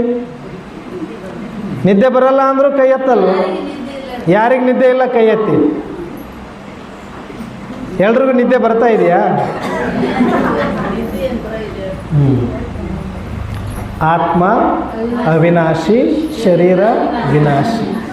ಅಂದರೆ ನಯನಂ ಚಿಂದಂತಿ ಶಸ್ತ್ರಾಣಿ ನಯನಂ ದಹತಿ ಪಾವಕ ಅಂತ ಒಂದು ಭಗವದ್ಗೀತೆಯಲ್ಲಿ ಪೂರ್ತಿ ಶ್ಲೋಕದಲ್ಲೇ ಹೇಳ್ತಾರೆ ಆತ್ಮದ ಕುರಿತಾಗಿ. ಏನಂದರೆ ನಿಮ್ಮೊಳಗಿರುವ ಆತ್ಮ ಏನು ಬುಕುಟಿಯ ಮಧ್ಯದಲ್ಲಿದೆ, ಆ ಆತ್ಮ ಬೆಂಕಿಗೆ ಸುಡೋದಿಲ್ಲ. ಬೆಳಗ್ಗೆ ಗುರುಗಳು ಹೇಳಿದ್ರಲ್ಲ, ಖಡ್ಗ ತಗೊಂಡು ಕತ್ತರಿಸಿದ್ರು ಅದು ತುಂಡಾಗಲ್ಲ, ನೀರು ಹಾಕಿದರೆ ತೋಯೋದಿಲ್ಲ, ಗಾಳಿಗೆ ಒಣಗೋದಿಲ್ಲ. ಅದನ್ನು ಯಾರೂ ಕೂಡ ವಿನಾಶ ಮಾಡಲಿಕ್ಕೆ ಸಾಧ್ಯ ಇಲ್ಲ. ಆದರೆ ಆ ಶರೀರವನ್ನು ಬಿಟ್ಟರೆ ಮತ್ತೊಂದು ಶರೀರದೊಳಗಡೆ ಹೋಗುತ್ತೆ ಹೊರತಾಗಿ ಆತ್ಮ ಯಾವತ್ತೂ ಕೂಡ ವಿನಾಶ ಅನ್ನೋದು ಇಲ್ಲ. ಆತ್ಮ ಹುಟ್ಟೋದು ಸಾಯೋದು ಇಲ್ಲ. ಹುಟ್ಟು ಸಾವು ಅಂತ ನಾವು ಯಾಕೆ ಕರಿತೀವಿ ಅಂದರೆ, ಈ ಶರೀರದೊಳಗಡೆ ಬಂದಾಗ ಹುಟ್ಟು, ಈ ಶರೀರವನ್ನು ಬಿಟ್ಟಾಗ ಸಾವು ಅಂತ ಕರಿತೀವಿ. ಆದರೆ ಪ್ರಯಾಣದೊಳಗಡೆ ಅದಕ್ಕೆ ಒಂದು ಬಟ್ಟೆ ಹಾಕ್ಕೊಂಡು ಬಟ್ಟೆ ಬಿಚ್ಚಿದಂಗೆ ಅಷ್ಟೇ. ಈಗ ನಾವು ಬೆಳಗ್ಗೆಯಿಂದ ಒಂದು ಬಟ್ಟೆ ಹಾಕ್ಕೊಂಡು ಬಂದಿದ್ದೀವಿ, ಮನೆಗೆ ಹೋದ್ಮೇಲೆ ಈ ಸೀರೆ ಬಿಚ್ಚಿ ಹಾಕ್ತೀರಾ ಇಲ್ವಾ? ಬೇರೊಂದು ಉಟ್ಕೊತೀರಿ. ಅದನ್ನು ಹುಟ್ಟು ಸಾವು ಅಂದರೆ ನಿಮಗೆ ನಗು ಬರ್ತದ? ಹಾಗೆ ಪರಮಾತ್ಮ ಹೇಳ್ತಾರೆ, ಆತ್ಮ ಹುಟ್ಟೋದು ಅಲ್ಲ, ಸಾಯೋದು ಅಲ್ಲ. ಆತ್ಮ ಒಂದು ಶರೀರದ ಉಡುಪನ್ನು ಹುಟ್ಟು ಪಾತ್ರವನ್ನು ಮಾಡುತ್ತೆ, ನೆಕ್ಸ್ಟ್ ಸೀನಿಗೆ ಪಾತ್ರ ಡ್ರೆಸ್ಸನ್ನು ಚೇಂಜ್ ಮಾಡ್ದಂಗೆ ಇನ್ನೊಂದು ಶರೀರ ತಗೊಳುತ್ತೆ ಅಷ್ಟೇ. ಹಾಗಾಗಿ ಆತ್ಮಕ್ಕೆ ಸಾವಿಲ್ಲ, ಸಾವಿಗೆ ನೀವು ಹೆದರಬೇಕಾಗಿಲ್ಲ. ಇಲ್ಲಿ ತನಕ ನಾವು ಹೆದರಿರೋದು ಯಾವುದರಿಂದ? ಸಾವಿಗೆ ಹೆದರ್ತಾ ಇದ್ದೀವಿ ನಾವು. ಯಾವಾಗಲೂ ಕೂಡ ಸತ್ಯಕ್ಕೆ ಸಾವಿಲ್ಲ, ಸುಳ್ಳಿಗೆ ಸುಖ ಇಲ್ಲ. ಆ ಆತ್ಮ ನಾನು ಸತ್ಯ ಅಂದಮೇಲೆ ಅದು ಯಾವತ್ತೂ ಕೂಡ ಸಾಯೋದಿಲ್ಲ. ಆದರೆ ಇದು ಸುಳ್ಳಿನ ಶರೀರ, ನೀವೆಷ್ಟೇ ಮುದ್ದು ಮಾಡಿದರೆ ಇದು ಉಳಿಯೋದಿಲ್ಲ. ಅದಕ್ಕೆ ನಾವು ಆತ್ಮ ಆಗಿರುವ ಕಾರಣ ಇನ್ನು ಮುಂದೆ ಸುಖ ದುಃಖಗಳಿಗೆ, ಸಾವು ನೋವುಗಳಿಗೆ ಕಣ್ಣೀರು ಹಾಕುವ ಅವಶ್ಯಕತೆ ಇಲ್ಲ. ಆ ಆತ್ಮ ನಮ್ಮ ಜೊತೆ ಪಾತ್ರವನ್ನು ಮುಗಿಸಿ ಮತ್ತೊಂದು ಪಾತ್ರಕ್ಕೆ ರೆಡಿಯಾಗಿ ಹೋಗಿದೆ ಅಂತ ತಿಳ್ಕೊಳ್ಬೇಕು ಹೊರತಾಗಿ ಆತ್ಮಕ್ಕೆ ಸಾವಿಲ್ಲ. ಈಗ ಯಾರಾದರೂ ಮನೆಯಲ್ಲಿ ಒಂದು ಮಗು ಬೇಗ ಶರೀರ ಬಿಟ್ಟು ಅಂದ್ರೆ ನಾವೇನಂತೀವಿ? ಭಾಳ ಬೇಜಾರಾಗುತ್ತಿಲ್ಲ, ಇಷ್ಟು ಚಿಕ್ಕ ವಯಸ್ಸಿಗೆ ಪಾತ್ರ ಬಿಟ್ಟು. ಸೃಷ್ಟಿ ನಾಟಕ ಇದು. ಇದರೊಳಗಡೆ ಪಾತ್ರ ಮುಗಿದ ತಕ್ಷಣವೇ ಶರೀರವನ್ನು ಬಿಡಬೇಕು, ಮತ್ತು ಹೊಸ ಶರೀರವನ್ನು ಧರಿಸ್ಬೇಕು. ಇದು ಸೃಷ್ಟಿ ನಿಯಮ.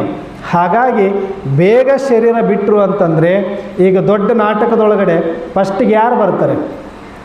ದೊಡ್ಡ ದೊಡ್ಡ ಪೌರಾಣಿಕ ನಾಟಕದೊಳಗಡೆ ಬರೋದು ಯಾರು? ಮೊದಲು ವಿಘ್ನೇಶ್ವರ, ಇನ್ನೊಂದು ಪಾರ್ಟಿ ಯಾವುದು ಷಣ್ಮುಖನ ಪಾರ್ಟ್ ಅಂತ ಬರ್ತಾರೆ, ನಮ್ಮ ಕಡೆ ಹಾಕ್ತಾರಪ್ಪ. ಆ ವಿಘ್ನೇಶ್ವರ ಷಣ್ಮುಖನ ಪಾರ್ಟ್ ಎಷ್ಟತ್ತಂದರೆ, ಚಿಕ್ಕ ಮಕ್ಕಳನ್ನು ಮಾಡಿರ್ತಾರೆ, 5 ನಿಮಿಷ ಕುಣಿಸ್ತಾರೆ, 2 ಮಾತು ಹೇಳಿಸಿ ಅವ್ರನ್ನ ಕಳಿಸಿಬಿಡ್ತಾರೆ. ನಾಟಕದೊಳಗಡೆ ಅಷ್ಟೇ ಪಾತ್ರ. ದೊಡ್ಡ ಪಾತ್ರ ಇದ್ದರೆ ಏನು, ರಾಮನೋ ಲಕ್ಷ್ಮಣನೋ ಅಥವಾ ಇನ್ಯಾವುದೋ ಪಾತ್ರ ಇರಬೇಕು. ಹಾಗಾಗಿ ಬೇಗ ಶರೀರ ಬಿಟ್ಟಿದೆ ಅಂದರೆ ಅರ್ಥ ಏನು, ಪರ್ಮನೆಂಟಾಗಿ ಎಲ್ಲೂ ಹೋಗಿಲ್ಲ, ನೆಕ್ಸ್ಟ್ ಸೀನಲ್ಲಿ ಮತ್ತೆ ಬರೋದಿದೆ. ಬೇರೆ ಶರೀರವನ್ನು ತಗೊಂಡು ಬೇರೆ ಕುಟುಂಬದಲ್ಲಿ ಪಾತ್ರ ಮಾಡಲಿಕ್ಕೆ ಹೋಗುತ್ತೆ. ಬಿಟ್ಟರೆ ಆತ್ಮ ಯಾವತ್ತೂ ಕೂಡ ಸಾಯುವುದಿಲ್ಲ, ಆತ್ಮ ವಿನಾಶ ಆಗುವುದಿಲ್ಲ ಅಂತ ಆತ್ಮಜ್ಞಾನವನ್ನು ಕೊಡ್ತಾರೆ. ನೆಕ್ಸ್ಟ್, ಈಗ ಇಲ್ಲಿ ತನಕ ನಾವೆಲ್ಲ ಏನು ತಿಳ್ಕೊಂಡ್ವಿ? ಕಂಪ್ಲೀಟಾಗಿ ಆತ್ಮದ ಪಾಠವನ್ನು ಪಕ್ಕಾ ಮಾಡಿಕೊಂಡ್ವಿ. ನಾನು ಯಾರು? ಆತ್ಮ. ನನ್ನ ತಂದೆ, ನನ್ನ ಮನೆ, ನನ್ನ ಸ್ವಧರ್ಮ, ನಾನು ಯಾವುದರಿಂದಾಗಿನಿ? ಸದ್ಗುಣಗಳಿಂದ ಆಗಿದ್ದೀನಿ. ನಾನು ಏನಕ್ಕೆ ಬಂದೀನಿ? ಇಷ್ಟು ಪಕ್ಕ ಆಯಿತಾ?